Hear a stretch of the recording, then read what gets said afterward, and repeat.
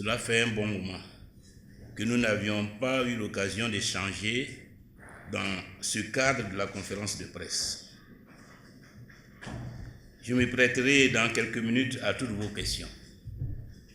Mais avant, vous me permettrez de vous livrer quelques mots d'introduction qui seront un peu plus longs que d'habitude, cet exposé liminaire étant aussi le message que nous délivrons chaque année à l'occasion de notre traditionnelle fête de la liberté. L'année dernière, nous étions à Mans, dans le Tongpi, où plus de 30 000 militants et sympathisants se sont retrouvés, sans pain ni sardines, mais avec beaucoup d'enthousiasme et de joie pour célébrer la liberté. Cette année, nous avons choisi de bousculer la tradition pour faire de ce moment un temps de réflexion intellectuelle et politique. D'abord parce que le Front populaire ivoirien, comme vous le savez certainement, est en deuil. Nous venons de perdre notre vice-présidente Pierrette Bleïdé, un visage de notre parti que vous connaissez bien, puisqu'elle a longtemps été votre interlocutrice à la communication. Le temps de deuil ne se prête pas aux activités festives. Aussi avons-nous décidé de privilégier cette année la réflexion autour de 3 grandes questions: la liberté, la réconciliation et l'indispensable alternance que nous avons l'ambition d'incarner en 2025. Liberté, réconciliation, alternance, elles sont liées et d'actualité. D'abord, la liberté. La liberté est toujours une conquête. Elle est le fondement de la démocratie et de la bonne gouvernance. Encore aujourd'hui, beaucoup de nos compatriotes sont privés de liberté ou contraints à l'exil pour leur engagement politique. Je salue la libération récente de plusieurs prisonniers politiques, dont Soul Toussoul, vice-président de Génération et Peuple Solidaire. Mais des progrès sont encore à réaliser. Il faut aller plus loin afin de vider nos prisons de tous ceux qui n'ont rien à y faire et dont l'incarcération balafre l'image de notre pays et enrhume la démocratie. La liberté est un bien précieux qu'il nous faut encore approfondir, conforter, pour arracher en 2025 des élections transparentes, fiables, qui garantissent à tous ceux qui le souhaitent la liberté de pouvoir se présenter. La transparence n'est pas forcément dans la culture de nos gouvernants. Il faut l'imposer avec un scrutin inclusif qui garantit l'égalité des chances. C'est à ce prix que la Côte d'Ivoire sera gouvernée dans la paix et dans la stabilité par des dirigeants pleinement légitimes. C'est d'autant plus indispensable dans le contexte international très tendu dans lequel nous évoluons.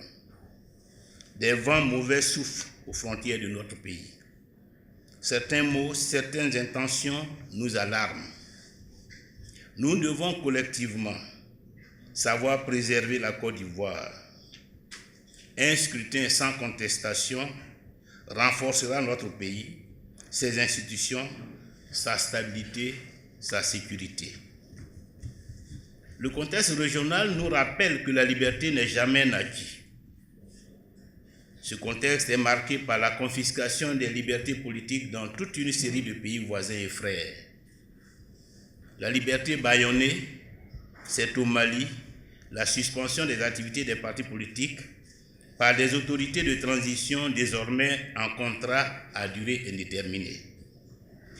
La liberté bâillonnée, c'est au Burkina Faso des opposants pourchassés, traqués ou envoyés au front en dépit de leur âge parfois avancé. Les terribles massacres des femmes et des enfants il y a quelques semaines dans les villages de Nodin et de Soro nous prouvent que la liberté est le rempart contre les violations des droits de l'homme. La liberté bâillonnée, c'est en Guinée. Des opposants historiques contraints à l'exil et condamnés à une vie d'errance et de souffrance physique et morale. La liberté bâillonnée, c'est toujours une presse muselée. Ce sont vos confrères interdits de faire leur travail. C'est les lanceurs d'alerte en prison afin que les insuffisances, les échecs, les massacres parfois s'effectuent en circuit fermé. La liberté bâillonnée, c'est enfin la situation au Niger, pays pour lequel j'aurai une mention particulière.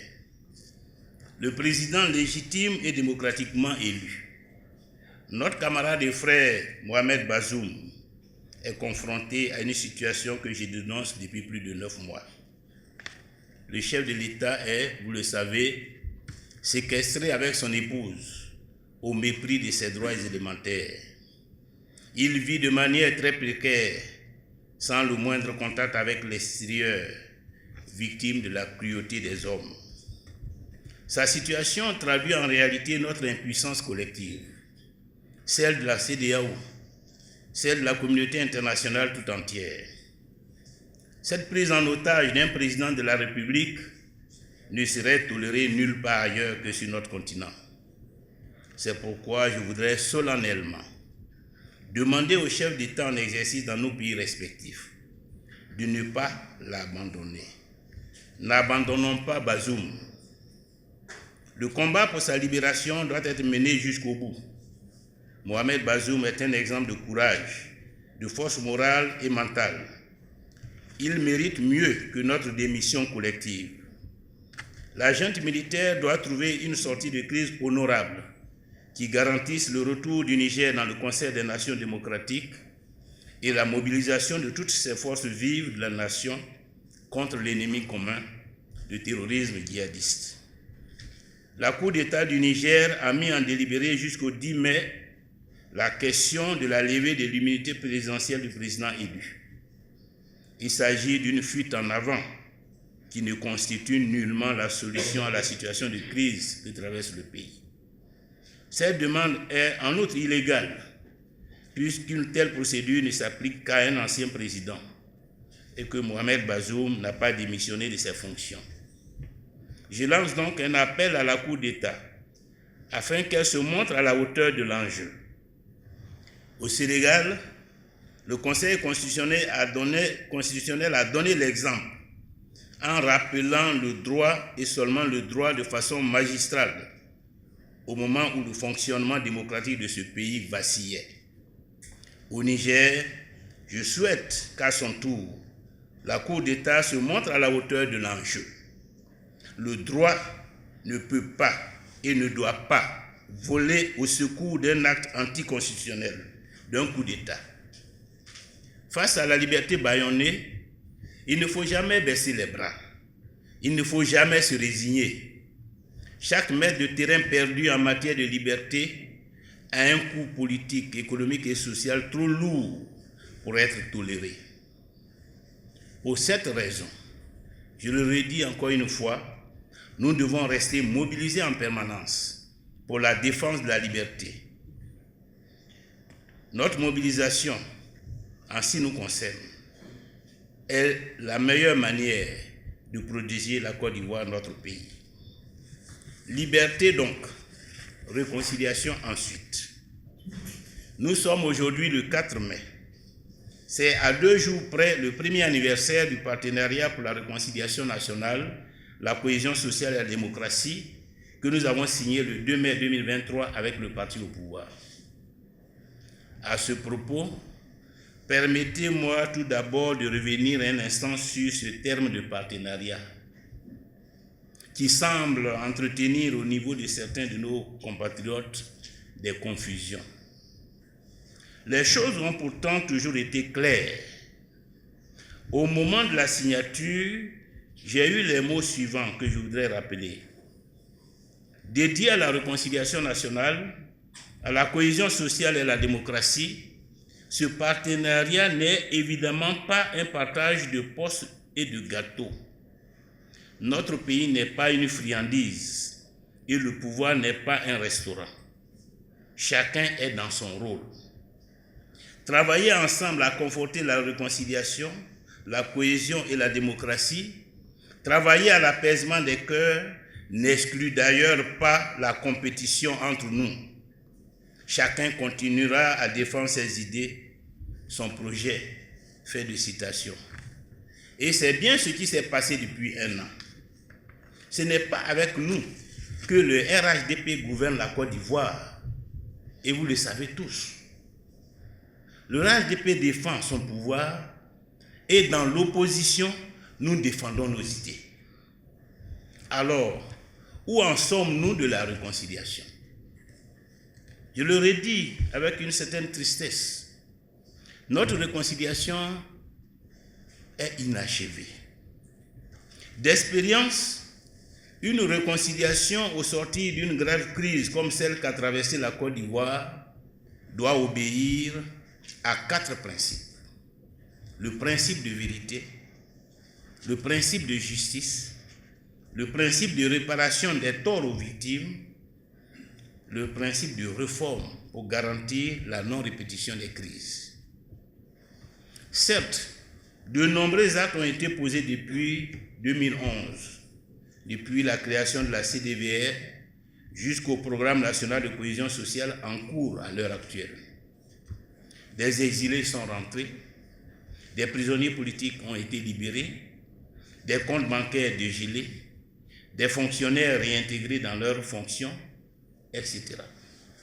Mais à l'heure actuelle, pouvons-nous sérieusement affirmer que la vérité sur les crises qui ont endeuillé et divisé le pays est connue? Que les responsabilités des uns et des autres ont été posées? Toutes les victimes de nos différentes crises ont-elles été identifiées de façon exhaustive, inclusive et prises en compte dans le programme de réparation? Que ceci soit d'ordre moral, matériel et financier? Ensuite, les Ivoiriens partagent-ils à l'heure actuelle une analyse unanime des causes des affrontements du passé? Des réformes consensuelles et adéquates, qu'elles soient d'ordre constitutionnel, législatif, administratif et sécuritaire, ont-elles été mises en œuvre pour garantir la non-répétition de ces crises? À toutes ces questions, on ne peut pas répondre par l'affirmative. Pour toutes ces raisons, et au nom du partenariat pour la réconciliation, nous avons proposé au RHDP de tenir un séminaire national sur le sujet. Le thème retenu est Réconciliation nationale et cohésion sociale en Côte d'Ivoire, bilan et perspectives. Avec deux grands sous-thèmes qui embrassent l'ensemble des problématiques liées à la réconciliation nationale et la cohésion sociale. Vérité, victimes et réparation d'une part, cause et réforme d'autre part. Ces réflexions seront menées à la lumière des expériences africaines dans le domaine de la justice transitionnelle. Nous proposons que ces séminaires soient ouverts à toutes les composantes de la nation ivoirienne. Les représentants du gouvernement et des corps constitués, les représentants de la société civile, des partis politiques, des couches socio-professionnelles, des régions et des communautés, les experts et représentants des partenaires au développement et les représentants des victimes des crises. Ce séminaire nous permettra d'écouter le gouvernement, décliner toutes les initiatives et toutes les actions posées dans le domaine de la réconciliation et en même temps de convenir éventuellement des mesures d'approfondissement du processus de réconciliation et de consolidation de la cohésion nationale afin de passer d'un passé divisé à un avenir partagé. Le président du RHDP a été saisi par courrier de cette initiative. Les premiers retours sont positifs et un groupe de travail devrait être mis sur pied dans les prochains jours pour analyser le projet et convenir des modalités de son organisation. Une campagne de promotion de ce projet sera engagée dans les jours à venir. La paix et la stabilité de notre pays en dépendent. Enfin, l'alternance. Nous le savons tous. La Côte d'Ivoire est à la fin d'un cycle politique. Ce cycle a été rythmé par les 3 présidents qui ont alternativement succédé à Félix Houphouët-Boigny. 2025 verra l'ouverture d'une nouvelle phase dans l'histoire de notre pays. nos compatriotes éprouvent une envie de changement, une envie profonde de changement. L'alternance, c'est quelque chose de sain et de naturel dans une démocratie. C'est une respiration. C'est la possibilité de donner un nouveau souffle à notre pays. Et la Côte d'Ivoire a besoin d'un nouveau souffle. Quel est le bilan aujourd'hui pour le RHDP? Des résultats macroéconomiques flatteurs, un taux d'endettement alarmant, un niveau de corruption écœurant, une misère révoltante, un indice de développement humain en régression qui place la Côte d'Ivoire en queue de peloton des pays du monde, une espérance de vie à la naissance en recul de 58 à 57 ans. Les Ivoiriens vivent mal et moins longtemps. C'est ce que les chiffres nous enseignent. Ces résultats disqualifient tout discours sur la réussite économique de la Côte d'Ivoire.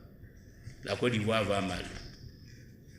Notre vie politique est aujourd'hui rythmée par des scandales de corruption à répétition qui mettent à mal la confiance envers nos dirigeants et nos institutions. Sur le plan social, en ville comme à la campagne, nos compatriotes souffrent. Nous sommes à leur côté lorsque les familles entières sont victimes de déguerpissement au mépris des règles élémentaires d'humanité. Nous sommes aux côtés de nos producteurs de cacao, victimes d'un système inique de fixation du prix qui les maintient dans une situation de pauvreté endémique. C'est pour défendre leurs intérêts et leur dignité que nous avons demandé la création d'une commission d'enquête parlementaire. En 2025, nous porterons la voix du peuple de Côte d'Ivoire. Ce peuple qui se lève tôt et se couche tard. Ce peuple qui se sent peu respecté, peu considéré. Nous porterons son combat pour la justice et la dignité. Face aux héritiers du système à bout de souffle, l'alternance sera une rupture et un nouveau départ. Réussir l'alternance ne sera possible que sur la base de valeurs et d'un projet.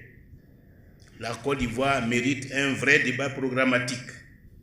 Il se tiendra d'une part entre les héritiers d'un système qui marque chaque jour ses limites et d'autre part le candidat de la rupture, le candidat du changement, le candidat de l'espérance qui sortira de nos rangs. Notre projet s'adresse à tous les Ivoiriens. Le temps du toujours plus pour une petite caste associée au pouvoir et du jamais rien pour tous les autres, ce temps-là doit s'achever en 2025. Les nominations inutiles et dispendieuses, comme l'eau de consolation, ou pour neutraliser toute velléité d'exister par soi-même, ce temps-là doit s'achever en 2025. Il faut en finir avec un système politique fondé sur les prébendes et le clientélisme. Ces méthodes ne seront jamais les nôtres.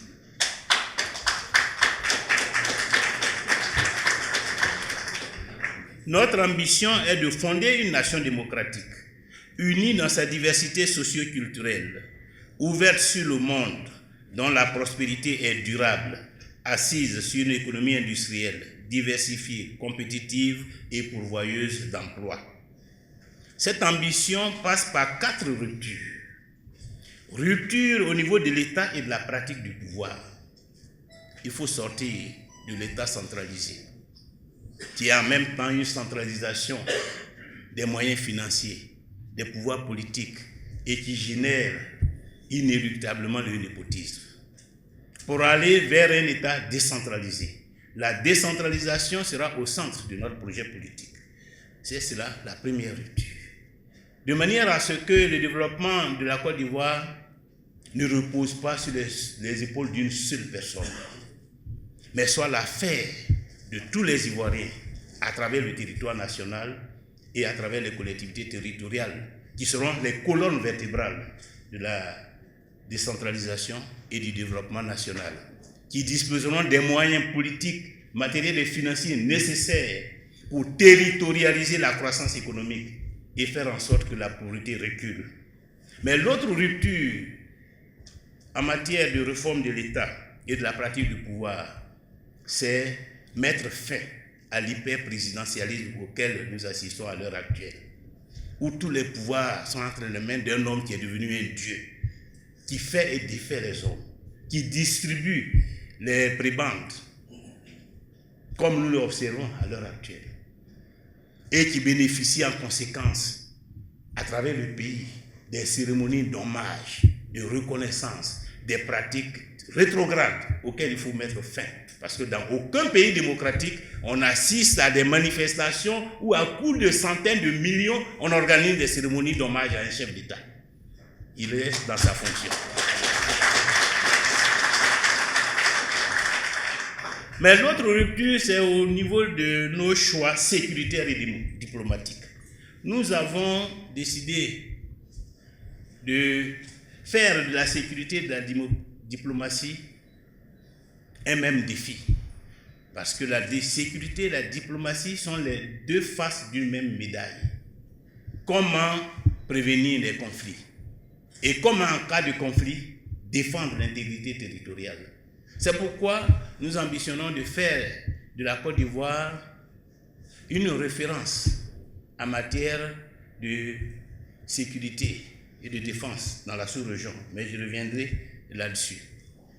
Mais comme vous le savez, aujourd'hui dans le monde, aucun pays ne peut compter sur sa seule force militaire.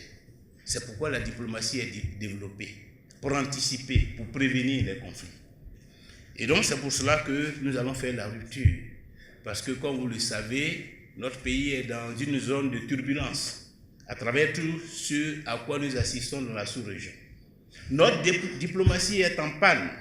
La Côte d'Ivoire est en conflit pratiquement avec les grands voisins avec qui nous avons vécu, nous avons entretenu des relations de fraternité, de coopération depuis les temps coloniaux jusqu'à aujourd'hui. Il faut mettre fin à cette situation de conflit et de crise pour renouer avec tous les pays autour de nous parce que nos sorts sont liés par l'histoire, par la géographie, par l'économie. Et c'est ensemble que nous devons faire face à toutes les menaces auxquelles chacun de nous est confronté. La troisième rupture, c'est la rupture au niveau de notre modèle de développement. Ce modèle de développement transforme les Ivoiriens en ouvriers des puissances économiques internationales. Les Ivoiriens sont devenus des ouvriers. Le développement de notre pays repose à 90% sur le financement international, sur les financements mobilisés par les entreprises multinationales.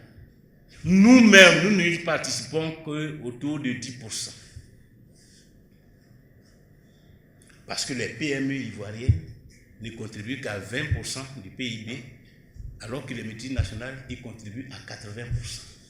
Et parce que les multinationales contribuent à 80%, tous les bénéfices sont rapatriés à l'extérieur. C'est-à-dire que les Ivoiriens travaillent pour enrichir les multinationales. Puisque les seuls dividendes qui ressortent de leur travail, ce sont leurs salaires, qui ne représentent même pas 20% des ressources générées par leur activité. Ça, c'est la première contradiction à laquelle il faut mettre fin. Pour que le développement du pays repose d'abord sur les Ivoiriens, sur les initiatives des Ivoiriens, sur le financement, les ressources financières des Ivoiriens. De manière à ce que les bénéfices, la valeur ajoutée reste en Côte d'Ivoire et contribue à sécuriser le développement national. Ça, c'est la première contradiction à laquelle il faut y mettre fin. La deuxième contradiction, c'est que du fait de cette économie extravertie, nous sommes dépendants financièrement de l'extérieur. L'argent que nous utilisons nous est prêté par les institutions financières internationales. Le financement privé vient de l'extérieur. Le financement public aussi vient des puissances financières internationales. De telle sorte que la Côte d'Ivoire est, à tout point de vue, dépendant de l'extérieur. Dépendant de l'extérieur pour les emplois, pour l'activité économique privée, dépendant de l'extérieur pour le financement public. Il faut mettre fin à ces deux dépendances. Et c'est ce que nous allons faire au niveau de notre modèle de développement. De manière à ce que les entreprises, les PME ivoiriennes soient au centre de notre programme économique et financier. Et que le développement économique soit territorialisé à travers une multitude de PME à travers la Côte d'Ivoire pour transformer nos produits locaux. C'est ce que nous allons appeler le Nzrama économique. Nous avons fait le Nzrama politique au sein du parti. Nous ferons le Nzrama économique, c'est-à-dire un ensemble de PME dispersées sur l'ensemble du territoire. Partout où on produit une ressource agricole, il faut qu'on fasse la transformation, qu'il y ait une unité, une petite unité de transformation qui voit le jour pour produire une agriculture à valeur ajoutée.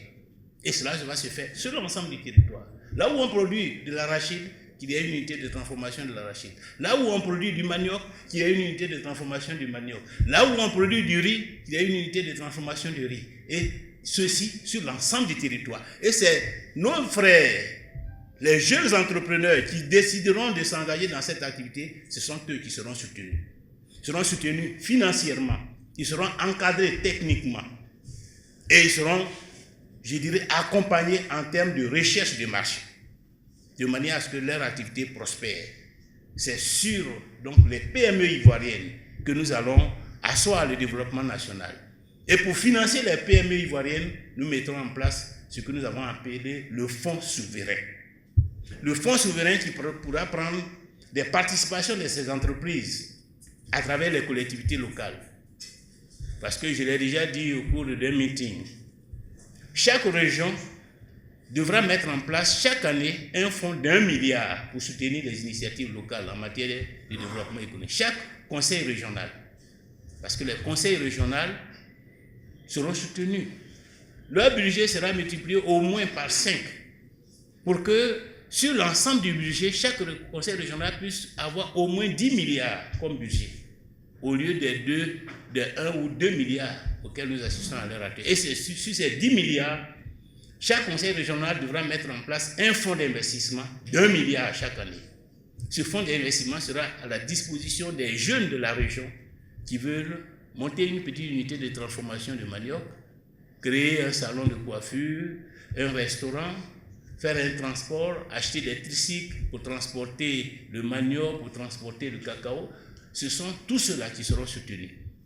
Ceux-mêmes qui veulent aussi produire du maïs, comment nous les accompagnons.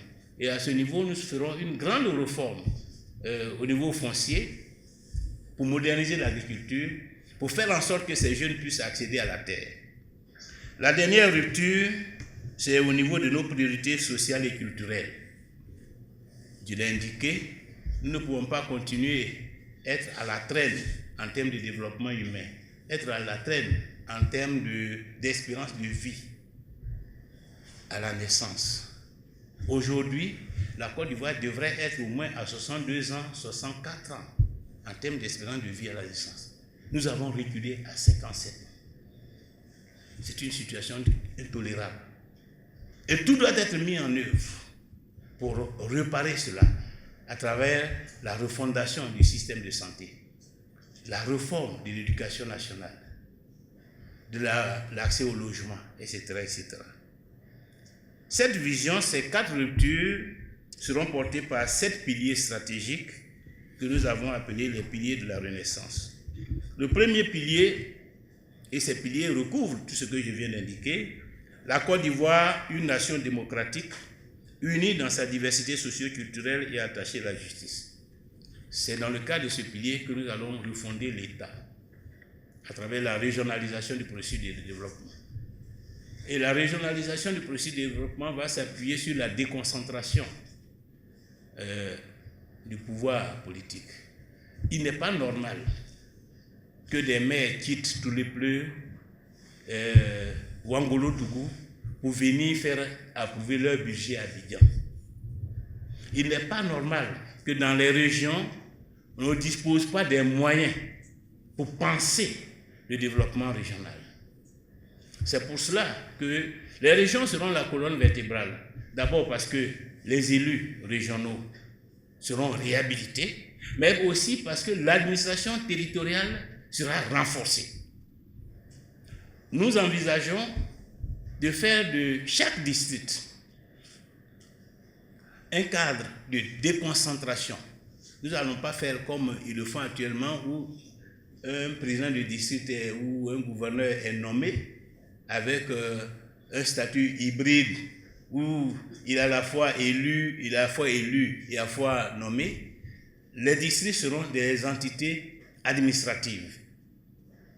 Et les gouverneurs des districts seront le dernier échelon de la hiérarchie administrative, depuis le sous-préfet jusqu'au gouverneur, en passant par les préfets de département. Et ces gouverneurs, ce sont eux qui vont représenter l'État dans la région. Ce sont eux qui vont encadrer, je dirais, l'élaboration des schémas directeurs de développement régional.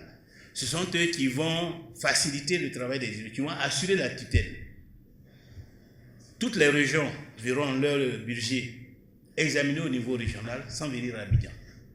Les préfets, les gouverneurs des districts seront de réelles entités qui vont jouer un rôle actif, un rôle dynamique dans le développement national. Et en conséquence, la fonction de préfet de région sera supprimée. Il n'aura plus d'intérêt. On aura le sous-préfet, le préfet de département et le gouverneur des districts. Ensuite, les chefs de village verront leur statut réhabilité. Il n'est pas normal qu'aujourd'hui, de nombreux Ivoiriens, de nombreux enfants n'aient pas d'âge de naissance parce que les parents doivent faire 20, 50 km avant d'aller faire les déclarations de naissance. Alors qu'on dit que le chef de village est l'auxiliaire de l'administration. Les chefs de village seront de véritables maillons de l'administration du territoire. Ils auront le pouvoir d'enregistrer les naissances, d'enregistrer les décès, en relation avec le sous-préfet. Et en contrepartie, ils seront rémunérés, parce qu'ils jouent un rôle important alors qu'ils sont ignorés par l'administration nationale. Le deuxième pilier, c'est la Côte d'Ivoire, un smart power diplomatique et militaire au service de la sécurité nationale, de la souveraineté africaine, de la paix dans le monde. Je l'ai indiqué que nous allons réformer notre système de défense et de sécurité, de manière à ce que la Côte d'Ivoire soit à l'abri de toutes les menaces. La Côte d'Ivoire soit préparée pour faire face à toutes les menaces. Et pour cela, nous envisageons de réformer notre doctrine de défense. Parce que la Côte d'Ivoire doit devenir une puissance régionale en matière de défense et de sécurité dans cet environnement incertain. Donc, pour cela, nous allons développer le renseignement pour connaître, comprendre et anticiper. Nous allons bâtir des forces aériennes modernes et puissantes comme outils de dissuasion, de réaction rapide et massive et de protection. Nous allons densifier l'armée de terre pour relever tous les défis de la masse, de l'efficacité et de la résilience. Il faut que notre armée de terre soit à mesure de faire face à toutes les éventualités. Nous allons doter la Côte d'Ivoire d'une véritable marine de guerre pour assurer la surveillance et la protection des intérêts stratégiques et garantir notre souveraineté en mer. Nous allons réorganiser, moderniser et renforcer la politique nationale pour garantir la sécurité des personnes, des biens et des institutions. Nous ferons de même en ce qui concerne la protection civile pour faire face efficacement aux calamités et catastrophes liées au changement climatique, aux crises sanitaires, aux accidents liés au transport et aux risques industriels. Ce sera la deuxième rupture. Mais comme je l'ai indiqué, l'armée ne suffit pas parce que aujourd'hui, la Côte d'Ivoire doit rester fidèle à sa politique de paix. C'est pourquoi notre diplomatie doit être dynamique. Et pour cela, nous allons mettre la diplomatie ivoirienne au service d'un nouvel ordre mondial. Vous le voyez bien les grands défis qui se posent aujourd'hui dans le monde, comment l'ONU peut promouvoir le multilatéralisme, peut être encore plus dynamique pour mettre fin au conflit. La Côte d'Ivoire est muette, de façon générale comme l'Afrique. Nous ambitionnons de faire entendre notre voix dans ces forums, lorsqu'il s'agit de réforme de l'ONU, lorsqu'il s'agit de promouvoir la sécurité internationale. Et c'est pour cela que notre diplomatie sera au service du nouvel ordre. Mais nous devons aussi contribuer à faire de la sous-région ouest africaine un espace de sécurité et de paix durable. Pour le moment, nous ne sentons pas la puissance économique de notre pays dans la préservation de la paix dans la sous-région, dans l'influence qu'il peut exercer pour orienter la sous-région dans la direction de la paix et du développement. Or, nous sommes condamnés à nous entendre au niveau de la CEDEAO. Nous sommes condamnés à nous organiser ensemble. Nous ne pouvons pas nous fractionner. Et c'est pourquoi ce à quoi nous assistons avec le Burkina, le Niger et le Mali qui sont dans une logique de rupture en faveur d'un nouvel organe de coopération, nous attriste. Parce que ce n'est pas dans la division que nous allons prospérer. Il faut renforcer, au contraire, l'intégration sous-régionale. On le voit, même les pays développés sont dans cette dynamique. Ils parlent aujourd'hui de l'élargissement de l'Europe. Pendant ce temps, les Africains travaillent au rétrécissement des cadres de coopération. Cela dit que nous prenons le chemin inverse. Et la Côte d'Ivoire doit faire entendre sa voix, doit avoir une attitude dynamique. Ce n'est pas donc en restant dans les conflits avec le Burkina, le Mali, le Niger ou la Guinée que nous pourrons jouer ce rôle-là. Nous devons avoir un rôle plus dynamique, un rôle plus prospectif. Et c'est pourquoi nous allons contribuer à faire de la sous-région ouest un espace de sécurité. Mais nous devons aussi faire de la Côte d'Ivoire le moteur de l'intégration sous-régionale et un acteur majeur de l'unité africaine. Nous devons développer l'éco-diplomatie. Nous devons renforcer le réseau diplomatique et les moyens de l'administration et des chancelleries. Nous devons valoriser le rôle de la diaspora. Voilà donc ce que nous aurons à faire en ce qui concerne ce deuxième chantier de la renaissance de notre pays. Mais en plus de ce chantier, le troisième chantier, comme je l'ai indiqué, qui est le troisième pilier, c'est la Côte d'Ivoire, le grenier de l'Afrique de l'Ouest, une puissance industrielle et digitale et une économie diversifiée pour performance et pourvoyeuse d'emplois. Un des paradoxes de notre pays, c'est que, par exemple, nous sommes la première puissance économique en matière de production de cacao, mais aussi nous sommes pratiquement un grand pays qui importe la plupart des denrées alimentaires que nous consommons. En ce qui concerne le riz, nous sommes le plus grand importateur de riz en Afrique, le premier importateur de riz en Afrique. En 2023, nous avons dépassé plus de 500 milliards de francs CFA dans l'importation de riz. C'est une situation inacceptable. C'est une situation que nous avons héritée de l'ère coloniale, où le système colonial a spécialisé notre pays dans la production des produits pour alimenter le marché occidental, le marché européen. Il faut rompre avec ça. Parce que l'agriculture, la première vocation de l'agriculture, c'est de nourrir les hommes. Nous ne pouvons pas avoir un pays aussi généreusement doté et puis importer du riz. C'est inacceptable. Et donc, une des ruptures, ce sera ça. Comment nous faisons en sorte d'être autosuffisants au niveau agricole. Mais aussi, comme je l'ai indiqué, transformer structurellement notre économie pour qu'elle soit une économie industrielle.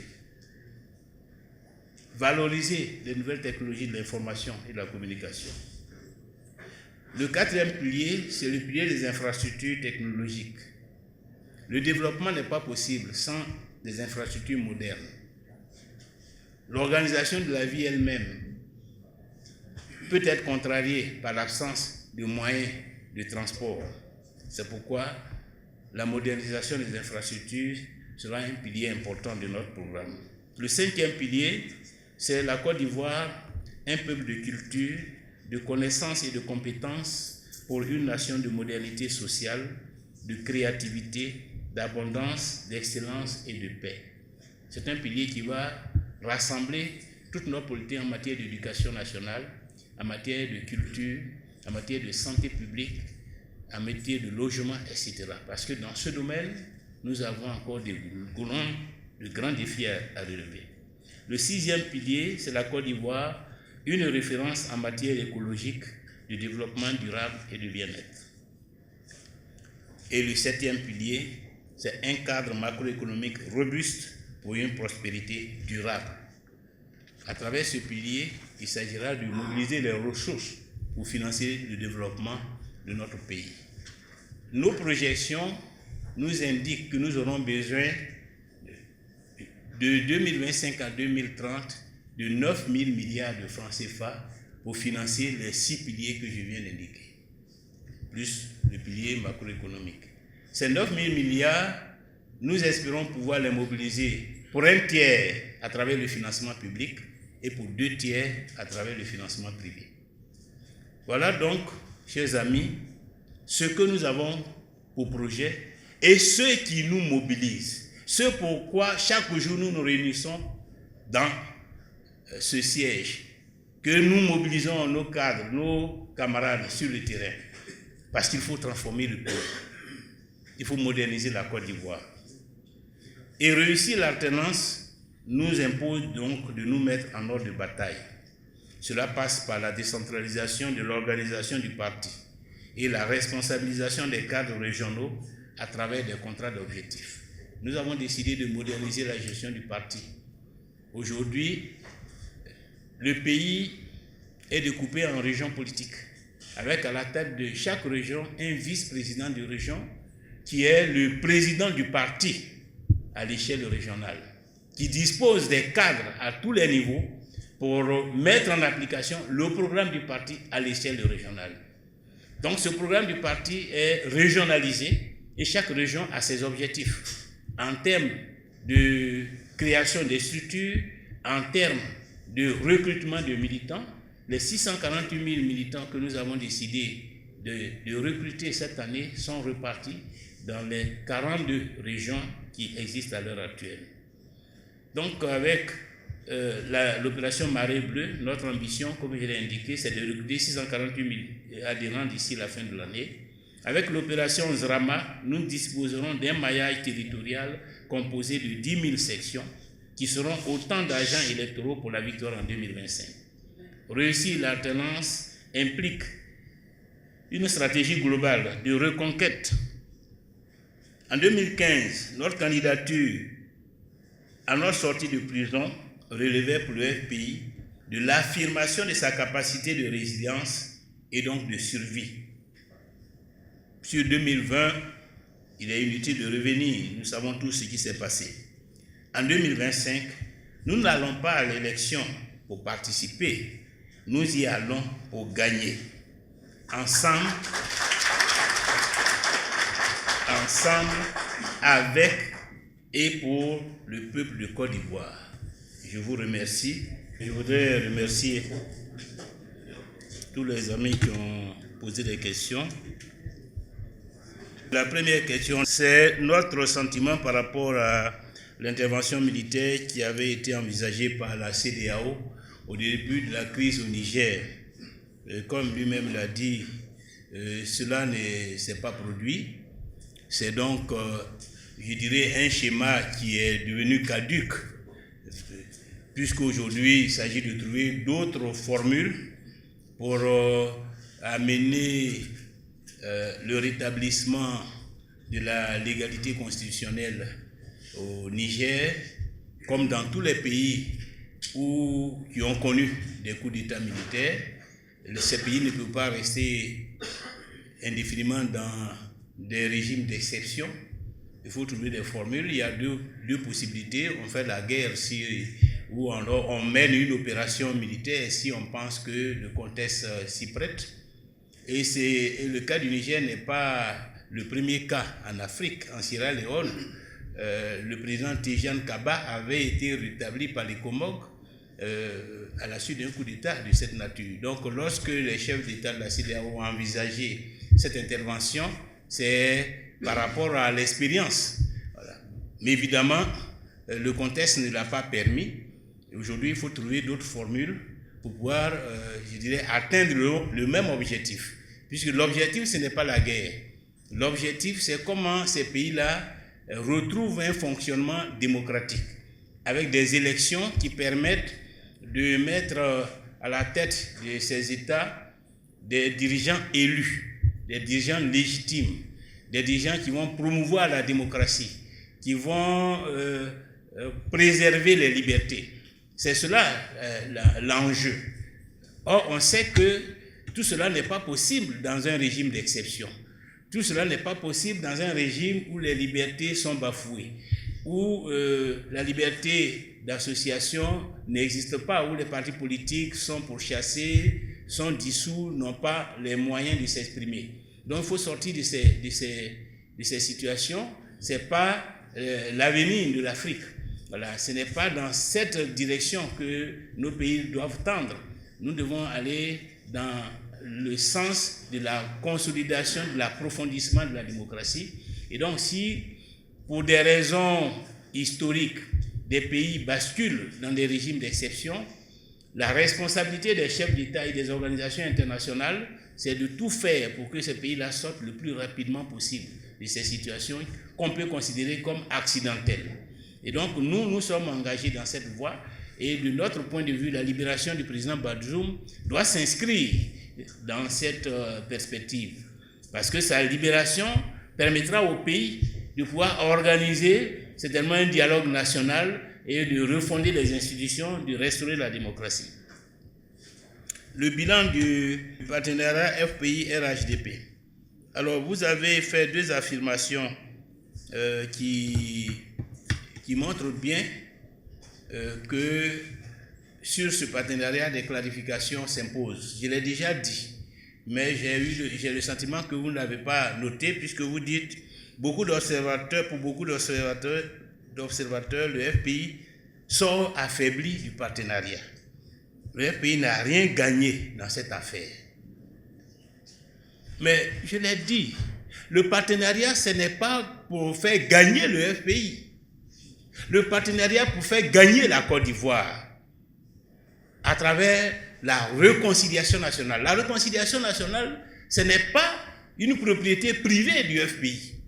Et le FPI ne revendique pas la réconciliation nationale, ne recherche pas la réconciliation nationale pour lui-même. Nous ne recherchons pas la réconciliation, nous le recherchons pour la Côte d'Ivoire. Donc on ne peut pas dire, on ne peut pas établir un lien entre le partenariat pour la réconciliation nationale et la santé politique du FPI.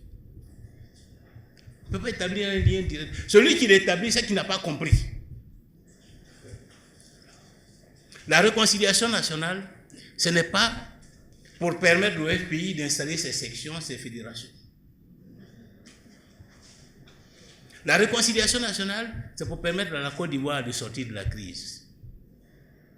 Et cet engagement en faveur de la réconciliation nationale ne date pas du 2 mai 2023. Dès ma sortie de prison, nous nous sommes engagés dans ce combat de la réconciliation nationale. Dès ma sortie de prison en 2013. J'ai même proposé les États généraux de la République. Ce n'était pas pour le FPI, c'est pour la Côte d'Ivoire. Parce que, en tant qu'acteur politique, c'est pour la Côte d'Ivoire que nous sommes là. Le parti n'est qu'un instrument pour porter notre message en direction des Ivoiriens.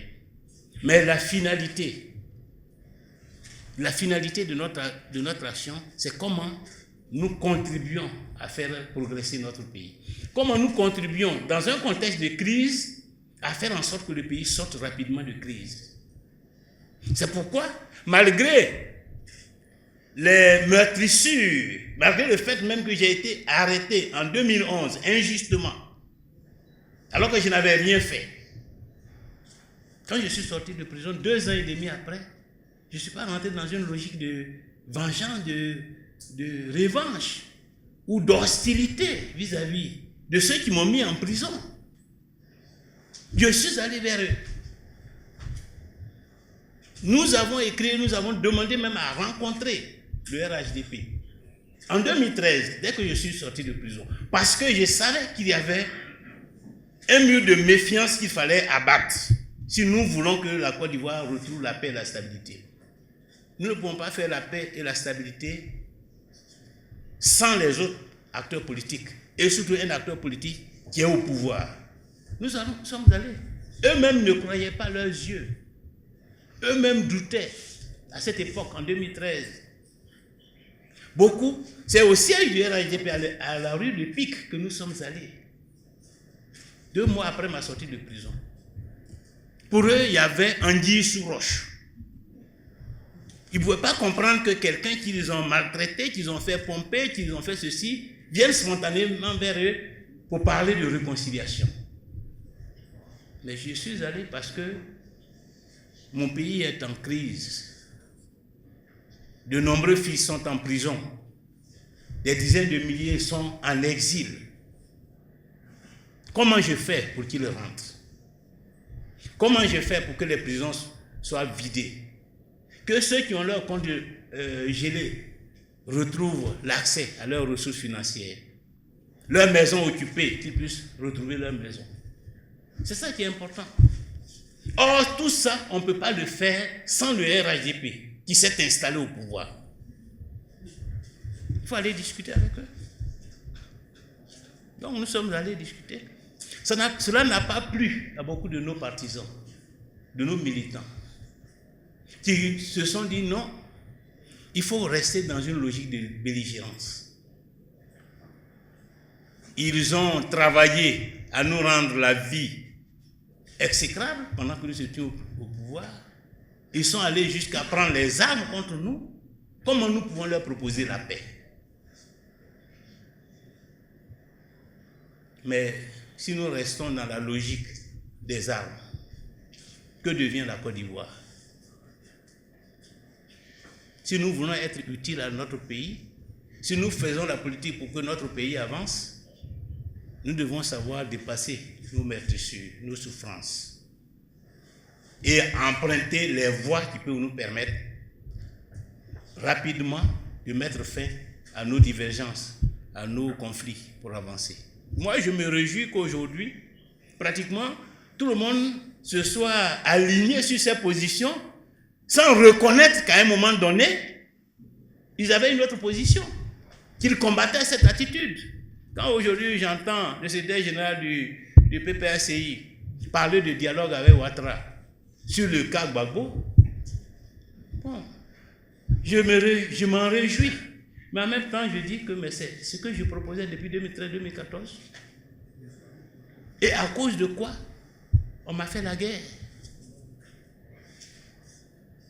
Mais c'est l'histoire, dans tous les cas, qui jugera l'action des uns et des autres. Donc, le partenariat que nous avons fait, c'est pour la Côte d'Ivoire.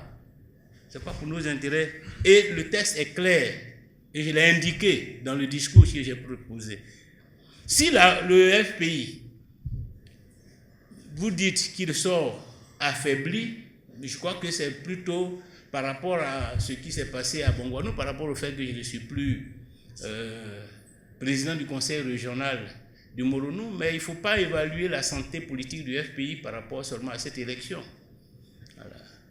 Parce que la santé politique du FPI doit être évaluée par rapport à tout le travail que nous faisons.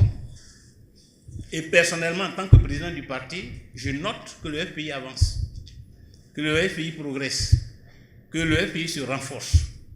Parce qu'aujourd'hui, je sais que de nombreuses personnes nous ont rejoints. Beaucoup de cadres nous rejoignent.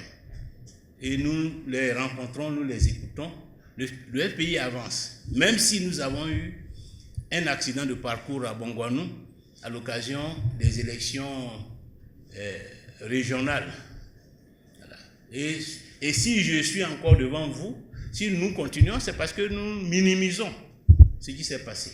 Puisque nous savons pourquoi c'est arrivé. Et nous savons que dans le parcours d'un homme politique, comme dans le parcours d'un homme tout court, il y a aussi des moments où on trébuche. Il y a des moments d'inattention qui peuvent se traduire par ce genre de résultats. Une équipe qui gagne le championnat ne gagne pas tous les matchs. Et le fait que Drogba perde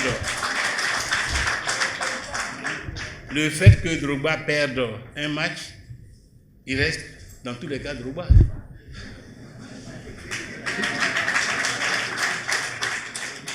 Donc, maintenant, la suite de notre demande d'enquête parlementaire. Mais j'espère que le bureau de l'Assemblée nationale va statuer là-dessus. J'ai adressé le courrier au président de l'Assemblée. J'ai sollicité les différents groupes parlementaires pour qu'ils appuient l'initiative, y compris le groupe parlementaire du RHDP, parce que l'Assemblée nationale est un contre-pouvoir. L'Assemblée nationale n'est pas au service de l'exécutif. L'Assemblée nationale n'est pas au service du président de la République. L'Assemblée nationale est au service du peuple de Côte d'Ivoire. Et le peuple de Côte d'Ivoire a institué cet organe pour lui servir d'œil, de regard sur la gestion de l'exécutif. C'est pourquoi, au-delà du vote de la loi, et même le vote de la loi est un acte majeur, parce que ça veut dire que le président de la République ne peut pas se lever et commencer à travailler sans soumettre son programme à l'Assemblée nationale, sans avoir la caution de l'Assemblée nationale. S'il envisage de dépenser 10 000 milliards, 11 000 milliards au cours de l'année pour le développement national, il doit soumettre ce projet d'abord à l'Assemblée. Voilà. Pour que l'Assemblée regarde, évalue, contrôle.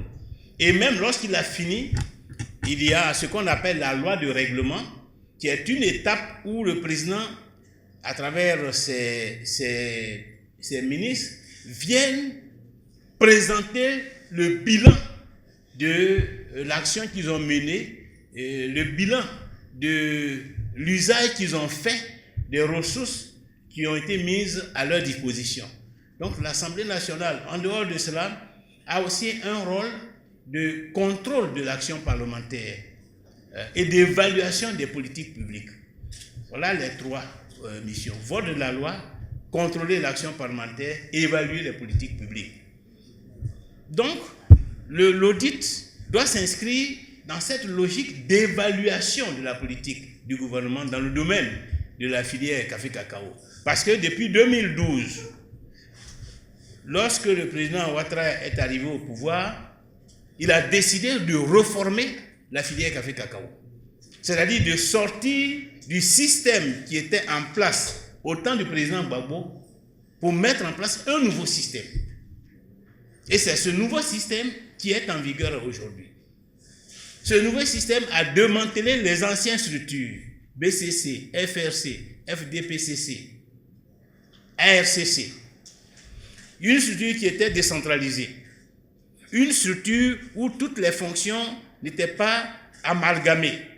Où ceux qui étaient chargés de la régulation avaient leur structure à part, ceux qui étaient chargés de la commercialisation avaient leur structure, de manière à ce qu'il n'y ait pas confusion des rôles, confusion des responsabilités et que les uns contrôlent les autres. C'était la logique de la réforme que nous avons mise en place à partir de 2002. Ils ont démantelé cela pour revenir en fait au système de la caisse de stabilisation. Ils sont revenus en fait au système de la caisse de stabilisation, où tout est ensemble. Régulation, commercialisation, contrôle, tout est ensemble. Alors, il faut qu'on fasse le bilan. Ça fait 10 ans. Ça fait 10 ans qu'on a mis en place. Il faut quand même évaluer. Le gouvernement lui-même, logiquement, aurait pu prendre les devants. pour faire une évaluation personnelle d'un système qu'il a mis en place. Ce n'a pas été le cas. Et aujourd'hui, les dysfonctionnements affleurent, notamment en ce qui concerne le mécanisme de fixation de prix. À notre époque, les prix, c'était les planteurs eux-mêmes qui l'annonçaient. Maintenant, c'est le ministre de l'Agriculture qui l'annonce. Et le prix est fixé sans la participation des producteurs.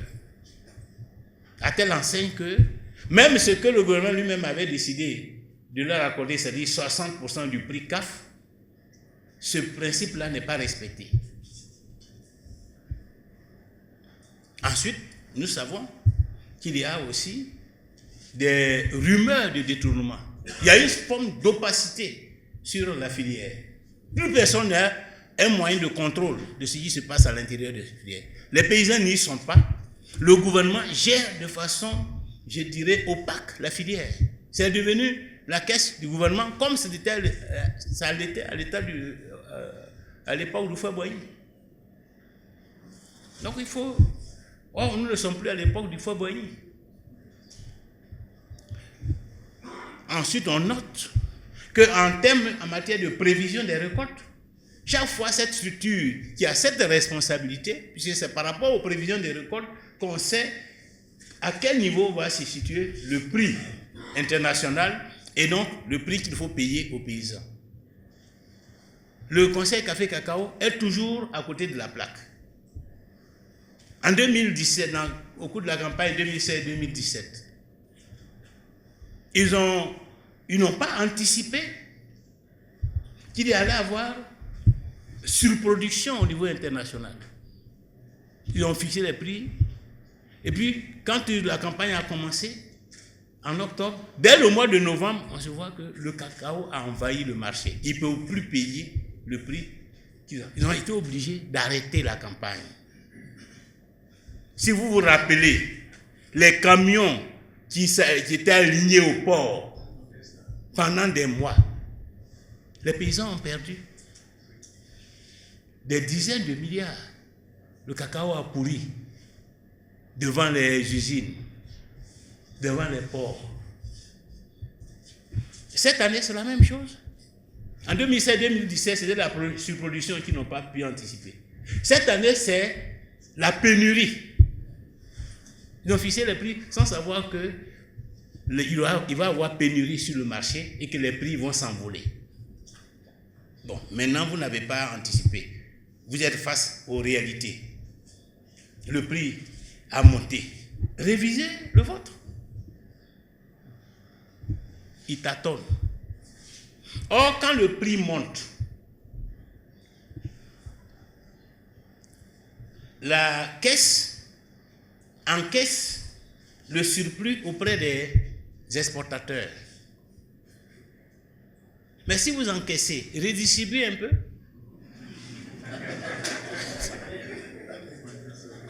Redistribuez un peu. Vous encaissez, vous mettez dans une caisse et personne ne sait ce qui se passe là-bas. Oh, donc, il faut qu'on mette une enquête. Qu'est-ce qu'il y a dans la caisse là? On est à quel niveau? Or, on sait que l'argent sort de la caisse. Quand les campagnes arrivent, l'argent sort. Quand les caciques circulent, l'argent sort. L'argent des paysans.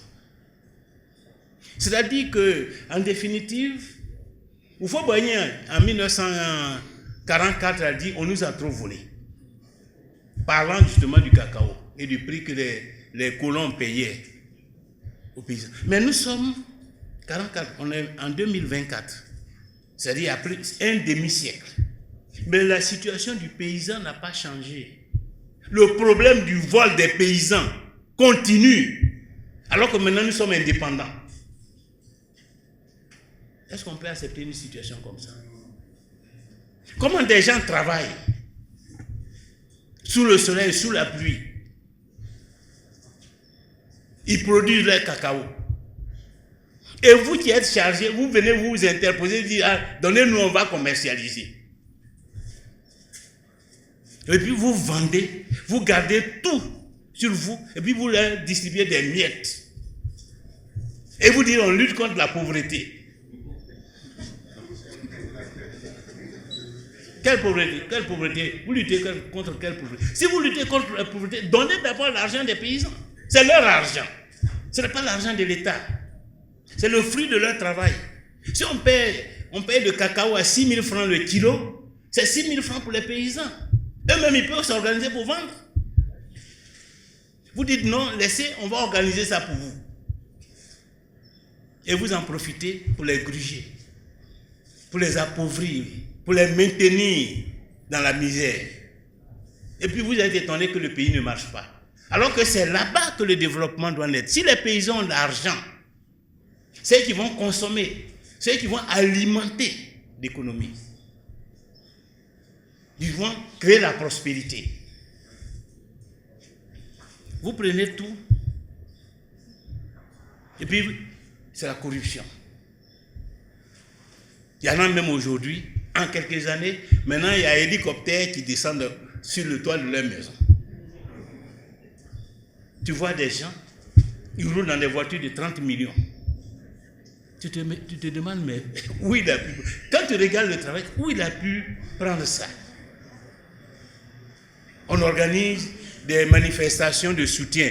On sort des centaines de millions pour organiser des manifestations. On gaspille l'argent du pays. On peut pas rester sans réagir. Trop de gaspillage. Trop d'exploitation. Donc il faut le changement pour repenser tout ça. Donc c'est pour cela que nous avons demandé, et j'espère que les groupes parlementaires vont accompagner cette initiative pour qu'on voit clair dans la gestion de la filière café-cacao et qu'on vérifie si la réforme qui a été mise en place a produit les résultats escomptés ou s'il faut encore passer à une autre réforme. Voilà. S'il faut en tout cas évaluer et puis connaître les insuffisances pour voir ce qu'on fait. Alors Benoît dit, que répondez-vous à ceux qui disent que le FPI est une enveloppe vide? Mais enfin, je ne sais pas, qu'est-ce que vous voulez que je leur réponde? Est-ce que ça vaut le coup de leur répondre? La meilleure façon de répondre à ce genre de questions, c'est de travailler à montrer les résultats, c'est tout. De travailler à montrer les résultats, de travailler à confondre ceux qui vous minimisent, parfois même vous méprisent, de travailler à les confondre. Et moi, c'est ce que je fais. Moi, je ne m'appesantis pas sur les critiques, je ne me morfonds pas. Je sais qu'un homme politique peut avoir des difficultés à un moment donné. Une organisation politique peut avoir des difficultés, des insuffisances à un moment donné. Tout le monde sait d'où nous sortons. Tout le monde sait. Tout le monde sait que si nous sommes le FPI dans cette situation, ce n'est pas parce qu'il a voulu, mais parce qu'il a connu un drame en 2011.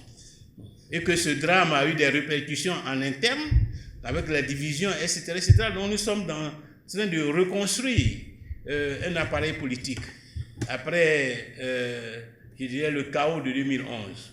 Et nous n'avons pas de complexe. Voilà. Parce que ce qui est important, ce n'est pas ce que les uns et les autres peuvent dire. Ce qui est important, c'est votre espoir de renaissance et de reconquête. Voilà. C'est votre engagement. Est-ce que vous êtes déterminé? Est-ce que vous êtes conscient de vos insuffisances, de vos faiblesses? Et est-ce que vous travaillez pour essayer de les surmonter? Et aujourd'hui, moi je suis fier que le FPI existe aujourd'hui, encore aujourd'hui. Je suis fier que le FPI existe encore aujourd'hui. Parce qu'en 2011, moi j'étais en prison à Bouna, mais je sais que au sein du RHDP, il y avait des voix qui militaient pour la dissolution du FPI. Il y avait des voix qui militaient pour cela. On a entendu ça.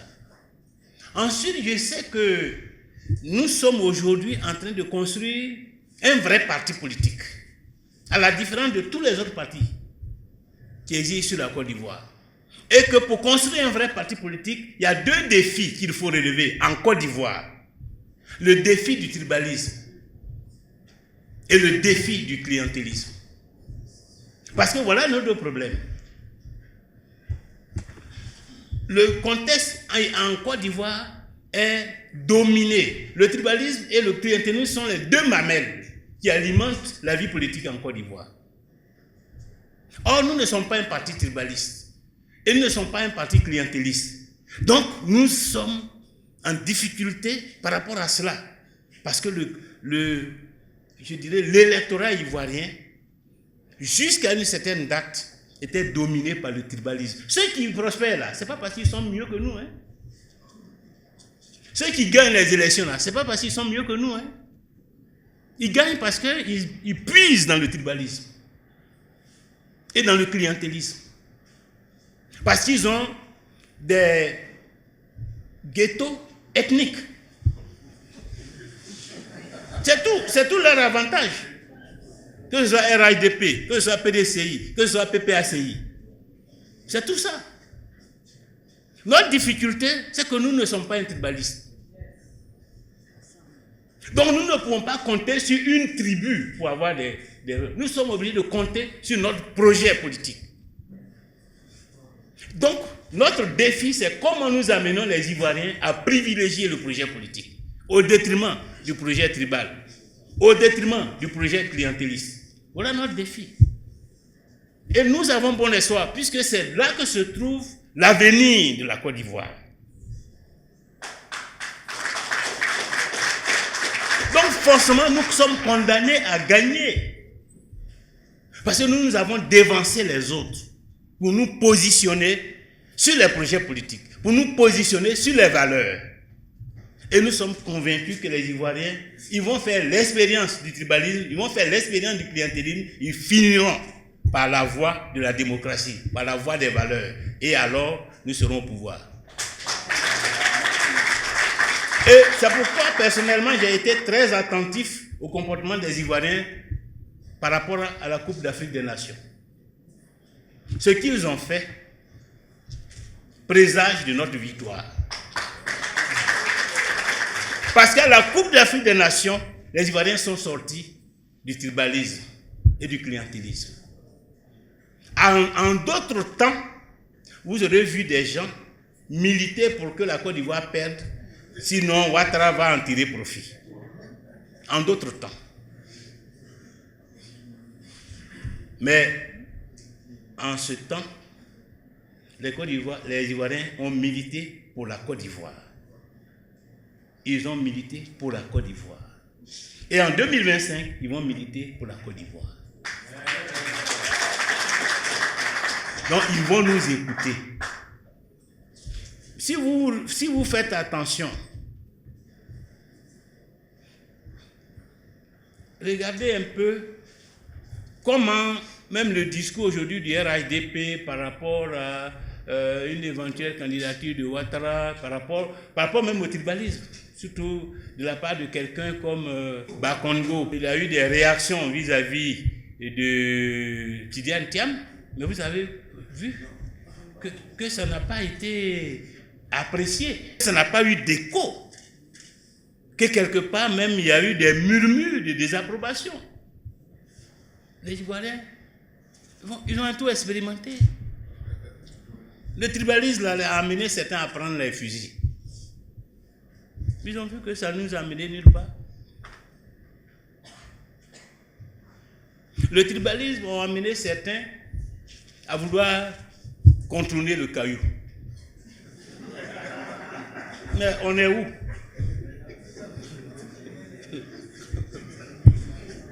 Donc nous sommes tous rendus compte que ça là, c'est pas dans ça que se trouve l'avenir. Donc, et nous, sachant ça, c'est pourquoi nous sommes à l'aise. C'est pourquoi nous ne nous morfondons pas par rapport à une enveloppe vide. D'abord, nous sommes convaincus que nous ne sommes pas une enveloppe vide. Vous nous avez vu à Mans l'année dernière. Je ne sais pas s'il y a beaucoup de partis ici à Abidjan qui peuvent faire ce que nous avons fait à Mans. Vous nous avez vu à notre congrès en 2021. alors qu'on venait même de déclarer l'enveloppe vide fraîchement. Vous nous avez vu à Bengourou. Donc, jusque-là, il n'y a pas eu un seul rendez-vous que nous avons pris avec nos militants et qui a été un échec. Jusque-là. Que ce soit dans le cadre d'un congrès, dans le cadre d'une fête de la liberté. Donc, et c'est ça qui nous rend sereins. Nous savons, notre faiblesse, c'est le tribalisme et le clientélisme. Ce n'est pas l'ancrage dans la société ivoirienne. Mais le tribalisme et le clientélisme vont mourir de leur propre mort et la Côte d'Ivoire va renaître à la démocratie. Yao Philbert, êtes-vous candidat? Vous êtes gêné un peu. Mais j'ai dit nous. Quand je dis nous, là, c'est tout le FPI. Dans le discours, là, quand je dis nous, c'est pas moi. C'est tout le FPI. Le FPI aura un candidat. C'est pour dire que dans tous les cas de figure, le FPI aura son candidat, que nous allons tous soutenir. Et moi, je serai candidat à la candidature. Je dis candidature parce que nous sommes un parti démocratique. Je ne veux pas dire je suis le candidat du FPI alors que je n'ai pas encore interrogé le Congrès. Et j'espère que le Congrès me donnera cette nouvelle opportunité de porter les couleurs du parti. Donc, si c'est le cas, je serai le candidat et je me prépare par rapport à ça. Je me prépare par rapport à ça. Donc il ne faut pas être gêné. Voilà. Ou bien alors, peut-être que vous ne souhaitez pas que je sois candidat, donc ça vous gêne ma candidature. Malheureusement, je serai candidat. Alors, les relations avec Laurent Gbagbo. Bon, Laurent Gbagbo, en tant que citoyen ou en tant que président du PPACI, pour le moment, il n'y a pas de relation en tant que telle. Il n'y a pas de relation en tant que telle, parce que, en tant que responsable politique, en général, les relations se nouent à travers des activités qu'on décide de mener ensemble. Voilà. S'il n'y a pas d'activité qui justifie que vous vous approchiez de PDCI, MGCI ou PPACI, parce que soit sur cette activité, vous avez des intérêts communs, bon, mais il n'y a pas de relation. Si dans un jour, il y a une question qui exige que ces partis politiques se rencontrent ou des dirigeants se rencontrent parce qu'ils ont besoin d'harmoniser leurs positions et de définir une stratégie commune, parce que la question est une question commune, bon, vous verrez que les uns et les autres se retrouveront. En tout cas, pour ceux qui ne sont pas, je dirais, bloqués par d'autres considérations, ceux-là se retrouveront.